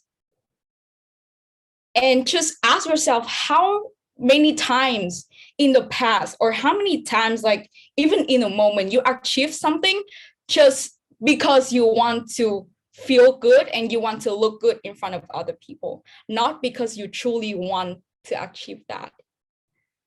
How many times in the past we have dedicated our time and our energy and so much, we sacrifice so much just to achieve the thing that is not even aligned with what our hearts truly want in life. And to answer the question, what is real success? I wasn't able to answer this question when I was younger. Probably just 1 year ago, if you asked me the question, I would not be able to answer it probably. But right now I have the answer for that. And by my own definition, success is whatever that brings wholeness and alignment to our hearts. Whatever that makes us feel whole, alive, and fulfilled, that is success. And the truth is, it doesn't always have to feel good and easy, but it just needs to feel right to your heart. So another question that we need to ask ourselves is, okay, now I have known what success may feel like or look like or sound like. So how can we know what is right to your heart? How can we know that something that we're doing is right to your heart? How can we measure this fulfillment thing that we're talking about, right? So I want to share with you a very simple tool that I am so grateful that I have mastered this skill, this technique during the past 5 years, because I spent so much time doing this. And the answer is very simple. if you want to find the answer to anything in your life, the only thing that you need to do, it's time of solitude. Time of solitude means spending time to sit in silence with yourself. Because one thing that I have experienced, even though I'm very young in life, is that wisdom will come when you are able to be silent with yourself. True wisdom will only come when you are able to create the silence from the inside. And silence will bring you the wisdom that no books, no podcasts, and no video, no YouTube video will be able to bring you. The true wisdom only comes from within, only comes from you. So that's why spending time with yourself is so, so important, because it is the catalyst for your own self-discovery journey. And for defining your own success, what will you do when you sit in silence? I want to share with you 3 questions that I constantly ask myself to double check if what I was doing, it's really something that brings me fulfillment or not. Because I know that if I do something and I don't feel aligned and I don't feel fulfilled, that's the ultimate failure. There's no use having a lot of money, having a lot of possession, having a lot of asset, external validation, but you don't feel whole from the inside. There's no use having all of that. The only success is when your heart is full. So how do you know when your heart is really full? There are 3 questions that I want to share with all of you. The first one, it's what are the things that bring joy to my heart? And it doesn't have to be something that's related to your career or the job that you're doing or your profession. To me, there are a lot of things that bring joy to my heart that it's absolutely irrelevant from what I'm doing in my profession. And those things may be music, maybe art. I love art. I love paintings. I love everything that's related to art. I love spending time with my sister, with my family. I love walking among nature. That's are the things that bring eternal joy to my heart. So you gotta identify what are the conditions for you to harness this fulfillment from within and spend time doing those things, because it will create the momentum and the energy for you to excel in life. Okay. The second question is, if money and fame didn't exist, what would I choose to do in life?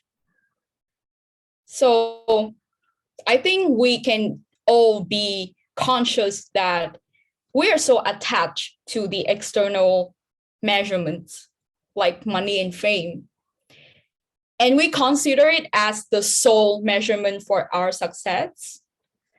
But actually, money and fame and external validation are only the tools for you to achieve your purpose in life.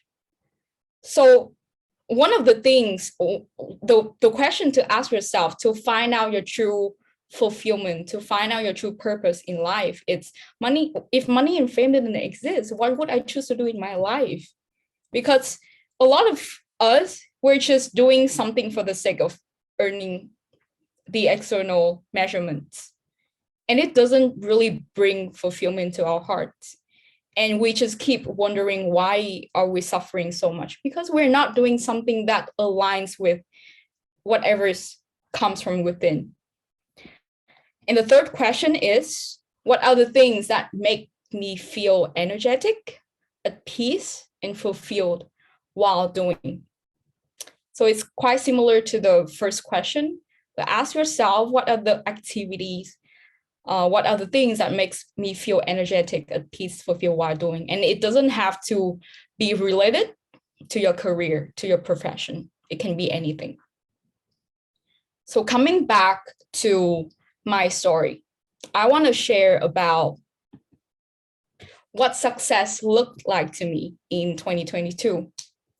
So I will share some of the pictures, some of the so-called pivotal moments that I have experienced in this year, 2022.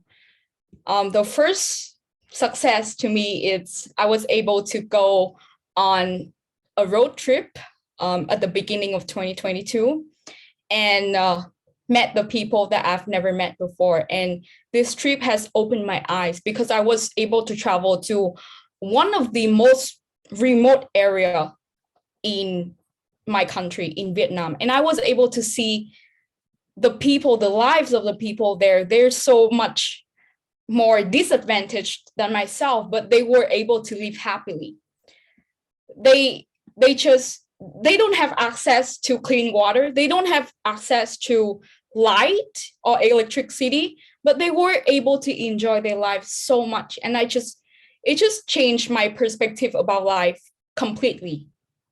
So that was my very first success in 2022. The second success that I have achieved is I started launching some youth programs, the programs for the younger generation in my country. And a few of them are in the Zoom right now. I'm just so proud to have my little brothers and sisters started to embark on this journey of self-realization, self-discovery with me. And I'm so thankful to be the ones who was able to coach them and mentor them along the way. And I myself have learned so much from my young community as well. And I was able to, back there in late June, I was, for the first time in my life, organized a youth camp in Hanoi, Vietnam. And it was something I was so scared of. To be honest, like when I posted things on Facebook, it may look fancy, but actually what happened to me was I was so damn scared, and I almost chickened out from the youth camp. But I decided to take a leap of faith, and I decided to just go for it because I was doing this not for myself. I was doing this not for myself, but for the young people around me, for the little brothers and sisters around me. And it was a huge success. And I can finally now look back and say, yes, I was the one who did that. And it filled my heart so much because it was something that even bigger than myself that I was able to do. And I was in the position that I have never been at before. I was like the general director of the whole thing, even though I was only like 20 at that time. But I was so happy, and I'm so thankful for having the chance to do this with a lot of amazing people around me. The next success that I have is to be able to heal the relationship with my family, especially with my mom. And I know some of you here have met my mom. We didn't really have a good relationships in the last few years because of a lot of hurt, a lot of miscommunication. And I never in my life, never in my mind that it occurred to me that I was able to heal with my mom. And I was able to connect with my mom at such a deep level. And I was able to do that in 2022. I was able to wake up every morning and hug her and kiss her and tell her how much I love her. And to me, no amount of money, no amount of success, no amount of external success can buy that. And another thing is I was able to witness my sister growth and my sister development. She's only 13 this year, but she's having this brilliant mindset that I don't see in any other kids at her age.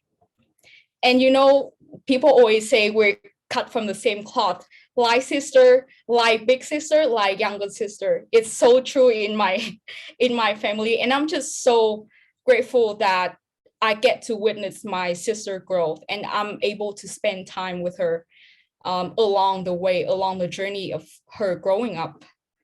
So, and another success at a very deep individual level, I was able to overcome a lot of barriers that I've set for myself.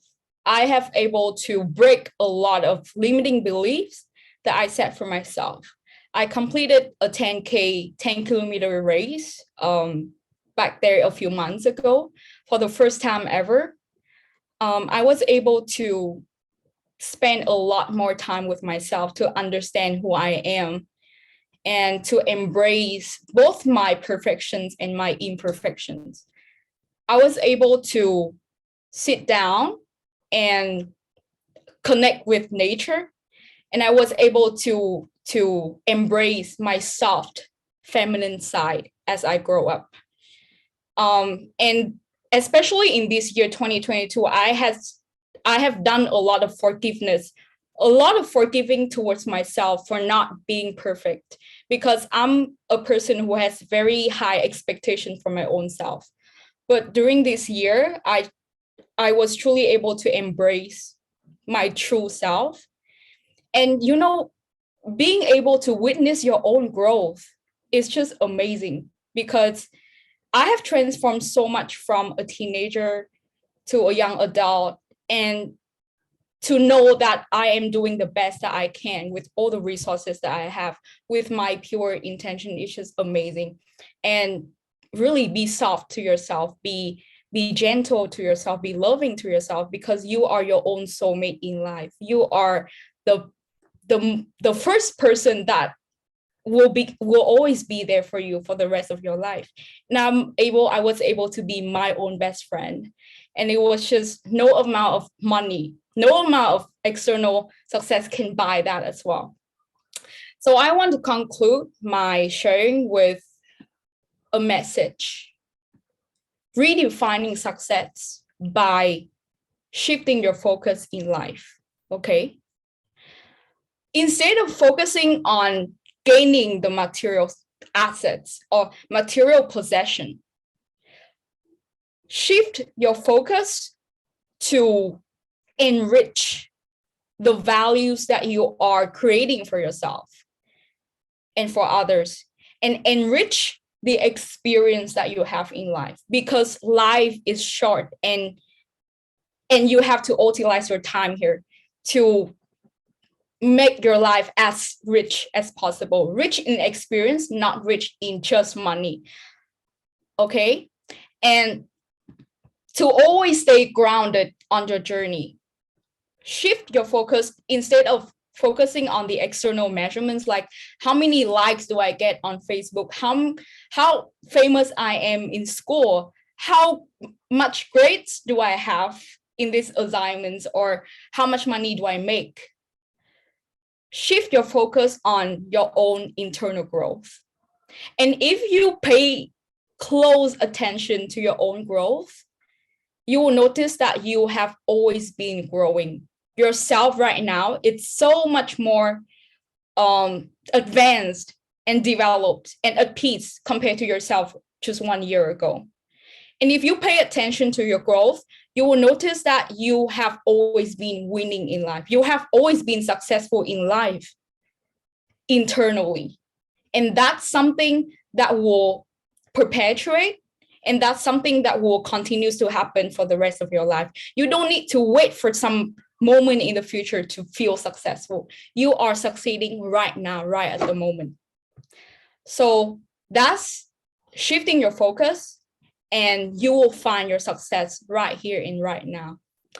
Thank you for listening. And I wish all of us step into the year 2023 with a strong foundation, with a lot of love, peace, and happiness.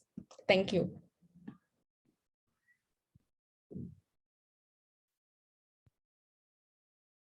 Thank you, Jenny. It's wonderful, and it's so valuable, everything that you shared, and not only you, all the speakers from before. I am really grateful to be here together with you and celebrate end of year strong 2022. I am Roxana Niaga. I am a mindset coach that strives to help others that deal with low self-esteem and lack of confidence to build a strong mindset, a strong attitude, and to feel good with their lives. So today I decided to speak about imposter syndrome to get a better idea of what is it and what are the roots of it and how we can overcome it. Why I decided to speak about this? Because I have the feeling that it's more and more commonly spread within us, and we are not really aware of it. And especially in this context of rapid changes in which we live, when we really have to face and the uncertain situation and come up with fast solution, it's something that a lot of us are facing today. So I want to ask you, how many of you have heard about the imposter syndrome? Or maybe some of you thought when you hear this headline that has to do with some deficiency or disease or anything. Well, it's not the case. What is actually imposter syndrome is basically when someone feels and doubts their skills, their talents, or their accomplishment, and they have a persistent internalized fear of being exposed or feeling like they are lying or even a fraud. So I'm sure that a lot of you have experienced doubt, and I do myself. Sometimes I think that my skills or expertise is not enough for a certain job, or especially in this context, because we are in a coaching community, right? And even though only we know how many hours we are spending in improving our skills, into gaining expertise, how many resources we allocate, how much money we spend on courses, trainings, and all of that, we still sometimes feel too small to have an impact into someone's life or to show us like a coach, for example. Or maybe there are people over here that graduated from college and they invested also so much time and effort in their studies, and now they feel still unworthy to pursue that job or that career that they dreamed of because they consider themselves underqualified. And this has to do with the imposter syndrome. It's a paradox, right? Because this is how the mind is tricking us. Of course, we have to take into consideration, and I thought about it when I knew that I'm going to present this topic here today, because you are mostly from Asian culture. I am European. I grown up in Romania, and currently I live in Belgium. So we have to take into consideration the differences in culture. But for a matter of fact, I know that in Romania, the country where I come from, we still have a very strong value of honor and respect for our family, for as how we are perceived. And I know that this is happening also in your culture, especially when you do something new or you shift from a job, or from you identifying yourself as a student to you identify yourself as a professional. Of course, you want to be right and not feel like a fraud, or not feel like you are lying about yourself. But we have to understand that it's a process. And if we will not start to take action and to gain expertise and experience in whatever we are pursuing to do, we will actually never end up doing something that we feel it's meaningful enough.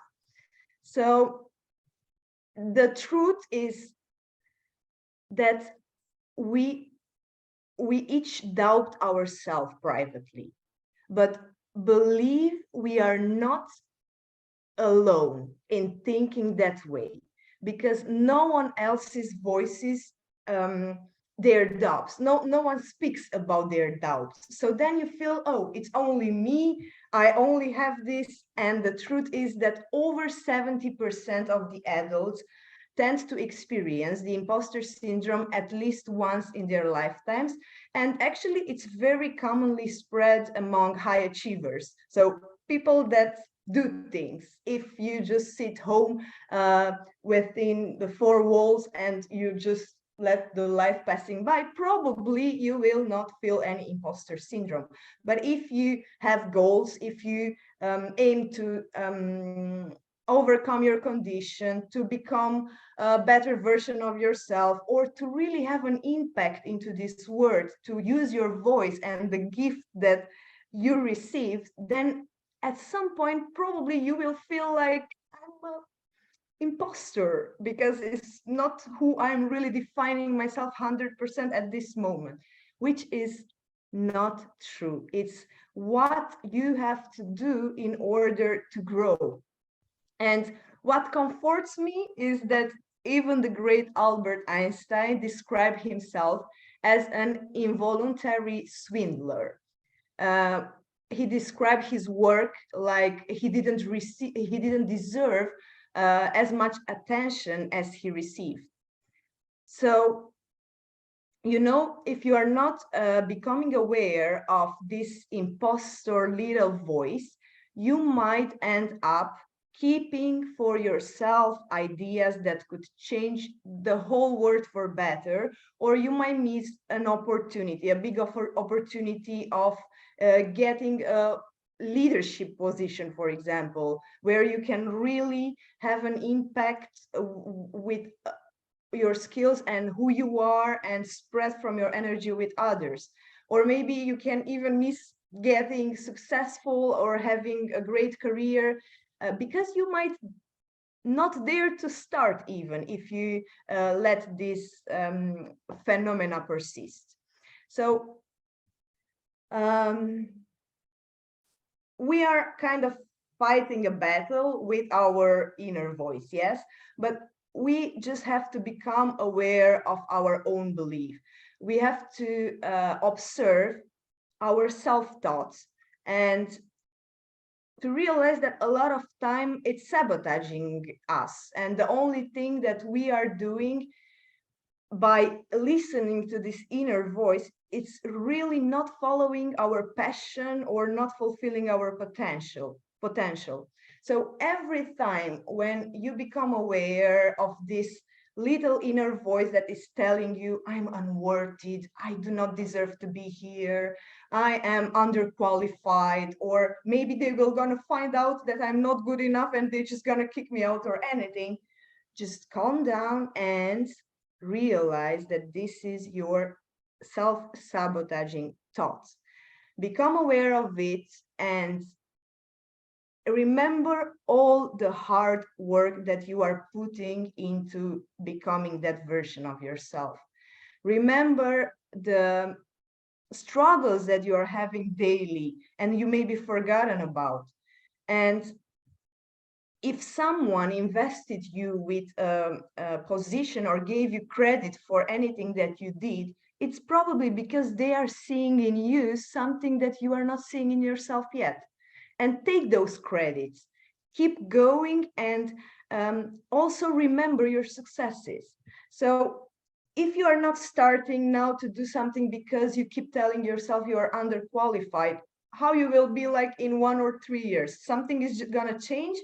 No, but how your life is going to look like if you will overcome these beliefs and you will take action despite of the fear. Imagine how your life will be in 1 year if you don't give up, or in 3 years, or in 5 years, how much of experience you've been accumulated in all this time. And I used to tell this about myself just as a to feel myself more comfortable in this position of being a coach. Because if you believe that I have no doubts and I am 100% sure of what I'm doing here, no, that's not true. I also have this imposter syndrome sometimes. And then I just remember myself that everything that I am doing right now, it's a foundation step. I'm just building a strong foundation for maybe something that will get fructify in a few years, let's say. So I take out of my shoulders that expectation that I have to have a great success now or big results is now. No, I know that with every opportunity that I'm taking, with every new action that I am taking, I'm training myself to become better and to have a great impact out there. And I know that even today, if I impacted one person with what I'm speaking here about, that's fine for me. But it's not always easy. So I remember when I was doing a live for the first time on Facebook after I get my certification as a coach, and I start to think of the idea of becoming more influential or speaking out using my voice. The truth is that I used to be freaked out that I will have to speak about myself and what I'm doing in public, because in the back of my mind, even myself, I was not sure about what I'm doing, you know, and I thought I'm unworthy and I'm really unqualified of receiving credits for my work. Or maybe I will be called a liar or a fraud. And these thoughts were kicking in. And despite of how many positive feedbacks I received that were confirming my skills, my expertise, and that I am actually worth it, and that I could implement my ideas or start a project, I kept thinking that this is not true, that nothing matters, and I'm not qualified to coach other people or to be a manager, because I used to be a restaurant manager as well. And even back then I had these thoughts, or being a student ambassador, as I've been in the past years, and I was traveling in other countries and prospecting students and talking to them about my experience as a student. And I was thinking back in my mind, but who am I to speak to them about how to be a great student, because I don't consider myself a great student. But despite of this, I took action. And when you start to see slowly results coming in, and I'm kind of monitoring my performance, I can see that I'm improving. And when I hear this thought kicking in, I am telling, okay, thank you, because you remind me that there are still things that can be improved about what I'm doing. So I shift from seeing the imposter syndrome as an enemy to seeing it as a friend that reminds me that there is still place for growth. And I then put another thought in my mind telling me that it's okay to be imperfect, that nobody's perfect, and only through these small steps of taking action I can get and become better and have a greater impact and have a better sense of fulfillment in this life. So when I was doing that live back then, as I told you, I was terrified, and I thought someone will just write some blaming words, or they will shame me in public. But what happened actually is that I received so many messages in private from people that were telling me, wow, you have such a great energy, and I really enjoyed watching you speaking, and it's so educational what you are doing, rather than watching all those other videos on internet. So keep doing it. And when you stick to the imposter syndrome, you tend not to believe those feedbacks. So that's why it's important to become aware of it and to start to build your self-confidence. So I want to also explain maybe what are the roots of this imposter syndrome. And I remember I read recently about a lady that she dedicated her last 2 decades to helping people dealing with this imposter syndrome. And she called this phenomena like the Fantastic Four: anxiety, perfectionism, self-doubt, and fear of failure. And she said that it's in the human condition. And even though maybe you felt that someone gave you recognition and you are still like, okay, no, I don't believe that I can make it, I'm not good enough to do this or what I'm asked to do. And this happened because probably in our childhood we have heard from our family members that we are incompetent, that we are not good enough in a way or in another. And then we are devoting our whole life on proving that that's not true, that we are actually competent. So growing up in an environment also where maybe it's kind of a toxic environment with verbal abuse or I don't know, alcoholism or whatever, every of this situation may lead to us really not believing our words and feeling unqualified and feeling not good enough and just trying to prove by overachieving, somehow of an overachieving attitude, that we are competent. So now, before I let you with the other speaker, I want to point also how you can overcome this phenomena. So first of all, by becoming aware of it. I used to say, and I like to say this, whatever is happening into our life, when we are becoming aware of it and when we are able to be the observer behind our thoughts, half of the problem is gone. We are becoming aware of it, and then we can identify it when it's showing up. Second thing, very important, is to talk about it, because just keeping the things in your mind and feeling this unworthiness and self-doubt will not help you to move along in life in an impactful way, for example, or build that successful life that you are willing to. Although you have like a diamond within you, you have so many qualities, you studied a bunch of things, if you're not able to put that out, it's for nothing. So most of the time, this imposter syndrome also comes because deep within us, we have a feeling that we omitted or we are hiding something from the whole world. Also, maybe because of the sense of honor that the society make us perceive, we don't want to be wrong in any way, but we are not perfect, and we also have our lows. So we maybe tended to hide something. And this is like an occurring thought that it's ghosting us.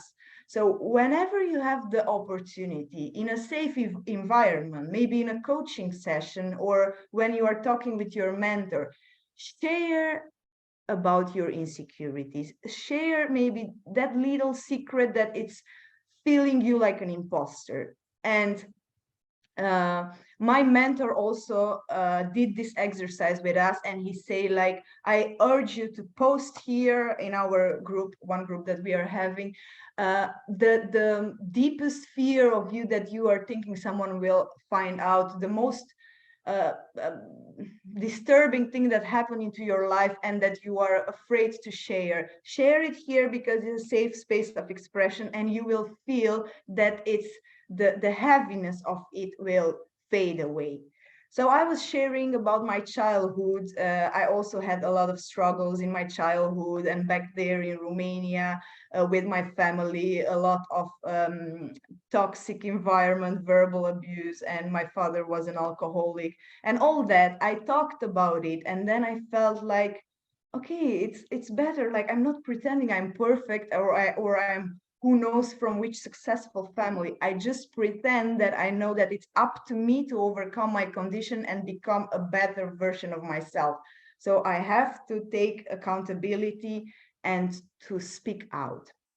And also, very important, to show people you see their value.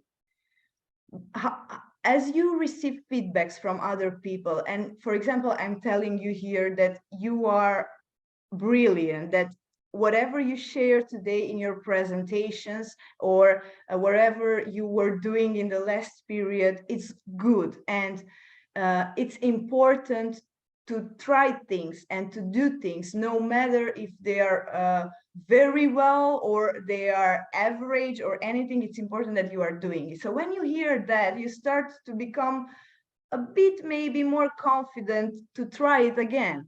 So next time when you remark something good in someone, tell them, tell your coworker or your other coach, I have noticed you are gifted here. I can see you have this quality.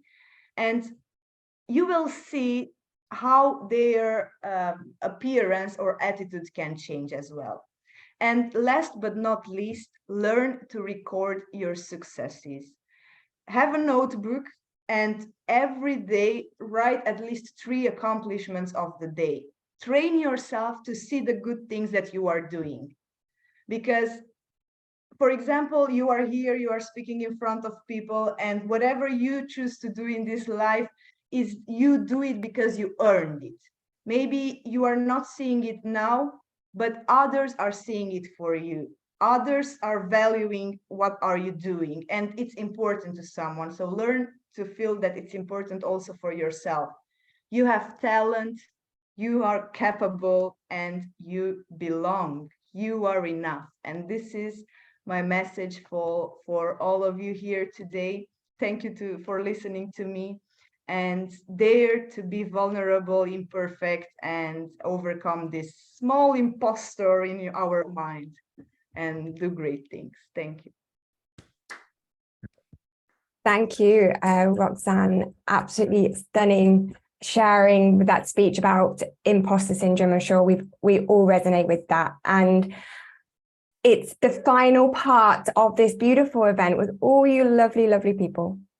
And what I've been listening so far is really tying into what I'm going to finish with, which is really coming back into your own heart. So for the last bit of this event, I'm going to just share a quick story with you. The reason why I'm guiding you in this following leading with your heart part of the presentation. And then we're going to move into a guided meditation, which actually it really ties in with what Jenny was saying about having that time of solitude.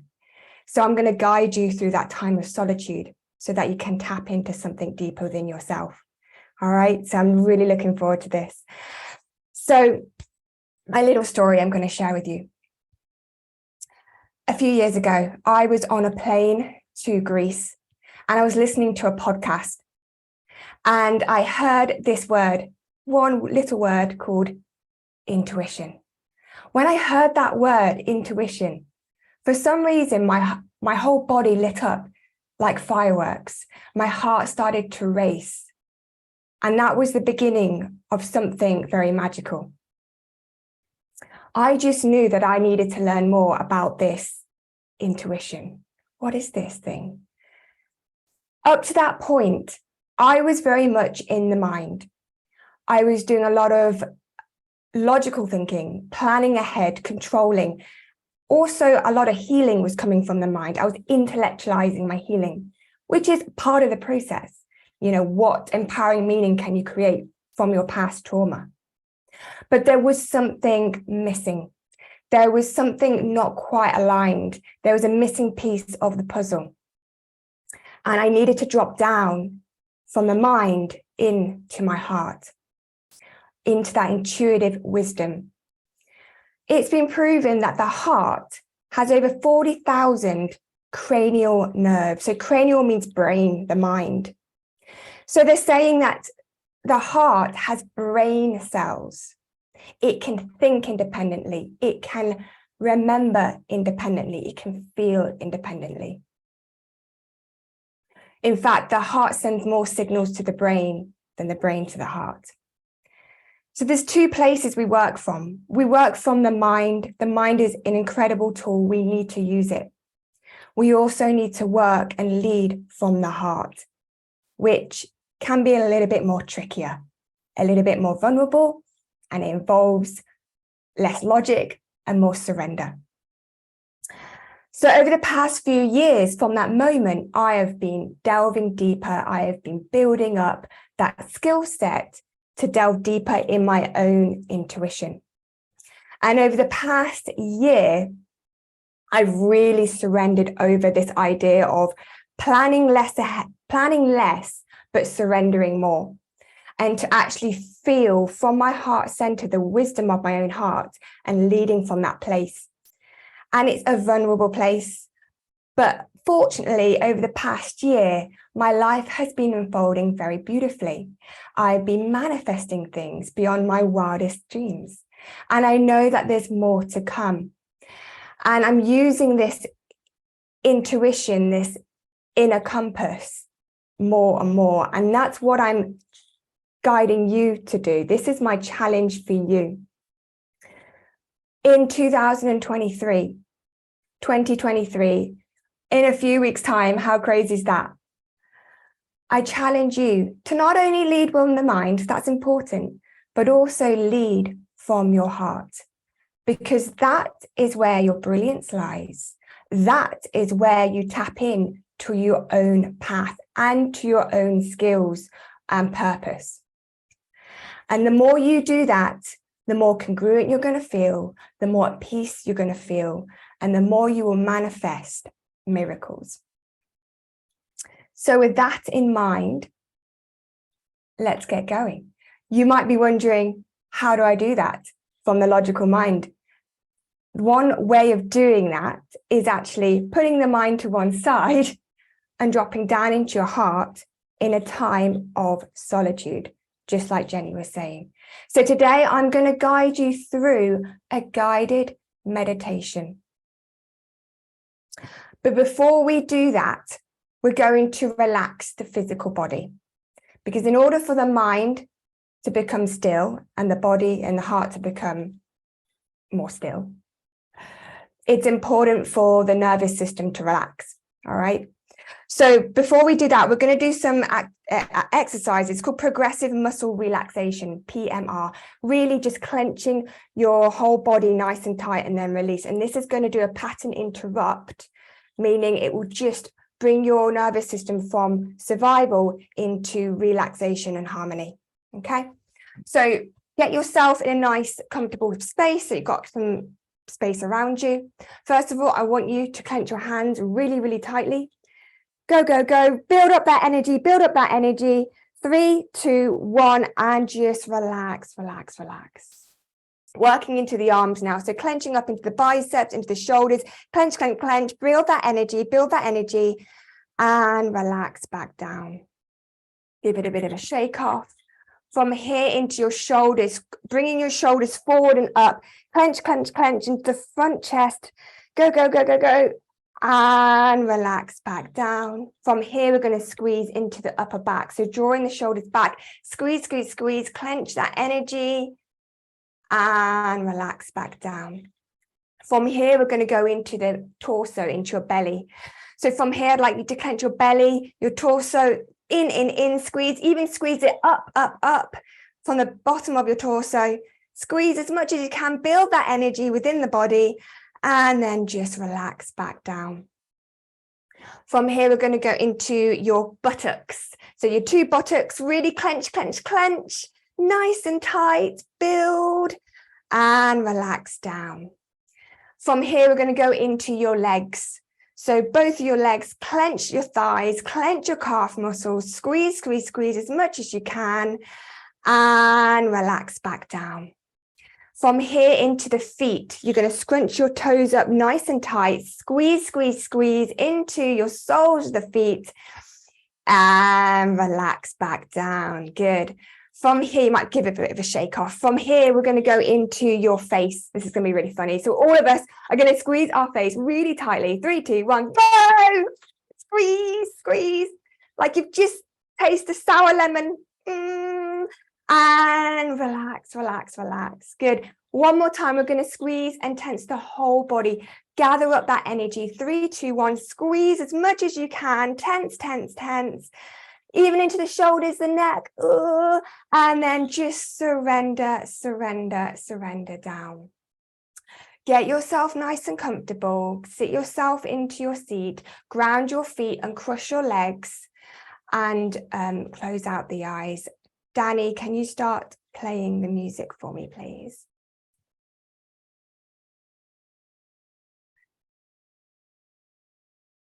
So sit back,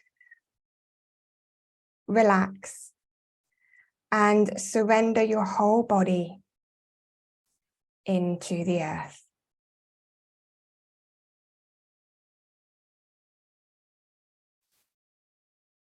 Breathing in deeply. Guide your gaze inwards and say a deep hello to yourself. Breathing in, breathing out. Relax your jaw, soften your eyes, and bring a gentle smile to your lips. Welcome your experience to feel peace. You are safe in this moment. Give yourself permission to deeply relax into your space right now. Breathing in, breathing out.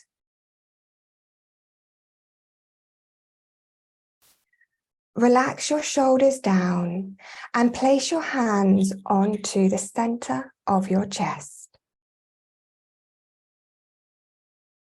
Begin to breathe deeply into your heart center.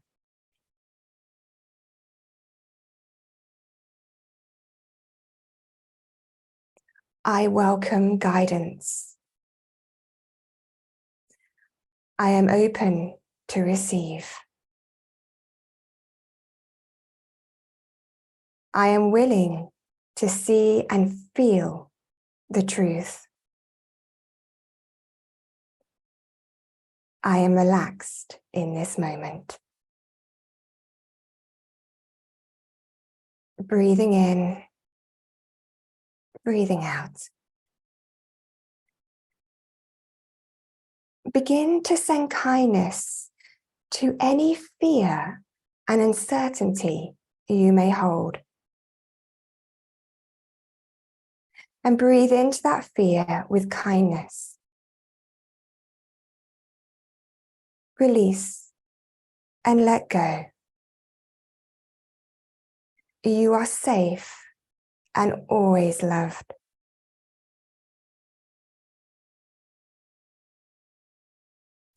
Opening the chest even more, begin to connect to the intuitive wisdom of your own heart.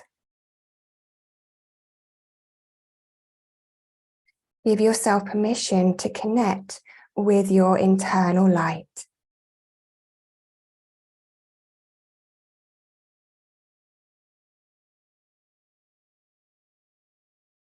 Allow this light to grow, expand, and surround your whole body.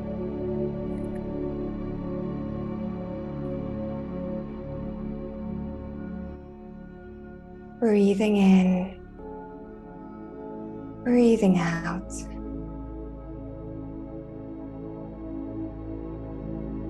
Build the bridge of trust. Listen and feel.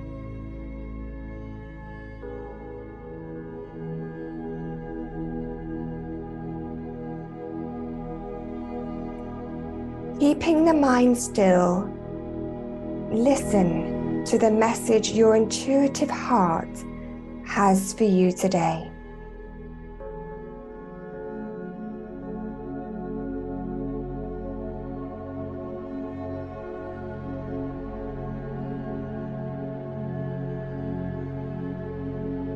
Breathe into that feeling.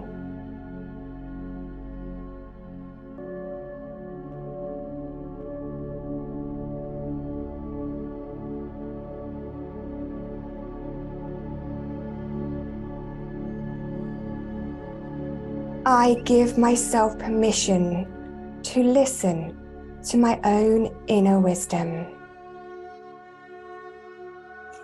I give myself permission to trust my own guidance.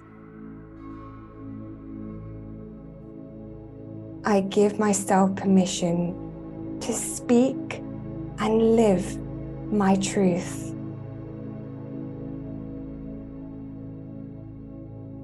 Breathing in, breathing out.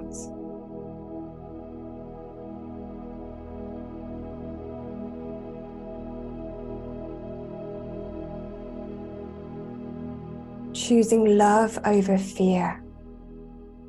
You are worthy. You are enough. And you are capable of more than you could ever know.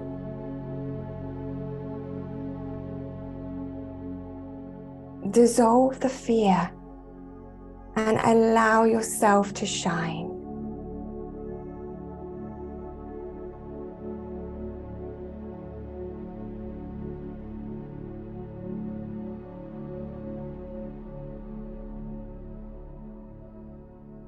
Begin to breathe deeper into your heart center and send even more love and kindness to yourself.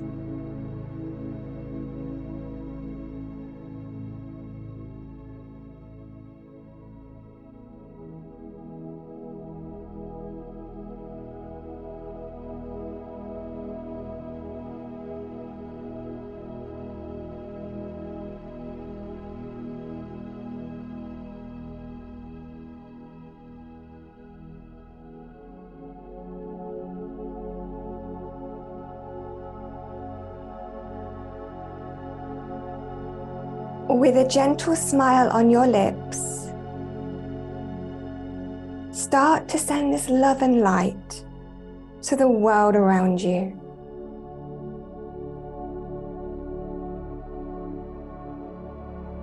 Connecting, uniting,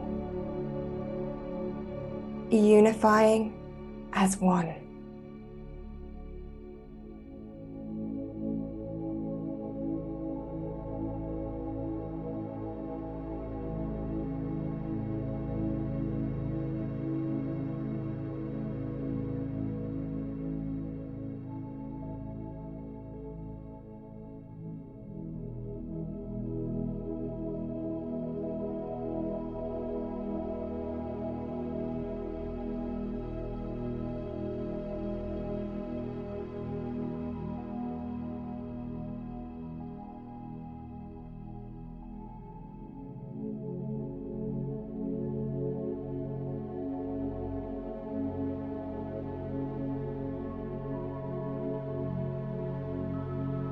Holding on to this connection,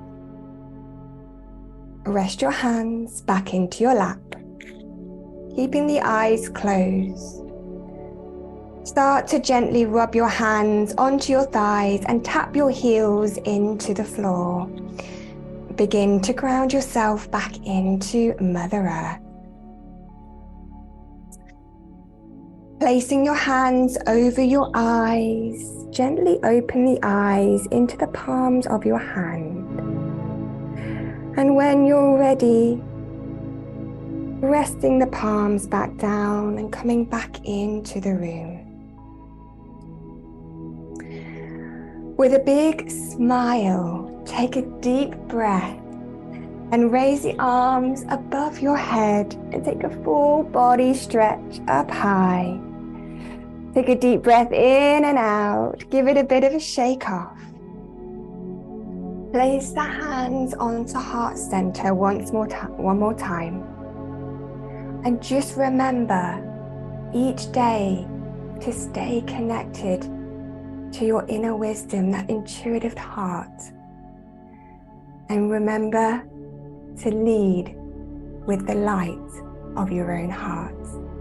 For that is where your brilliance and peace lies within you. Namaste.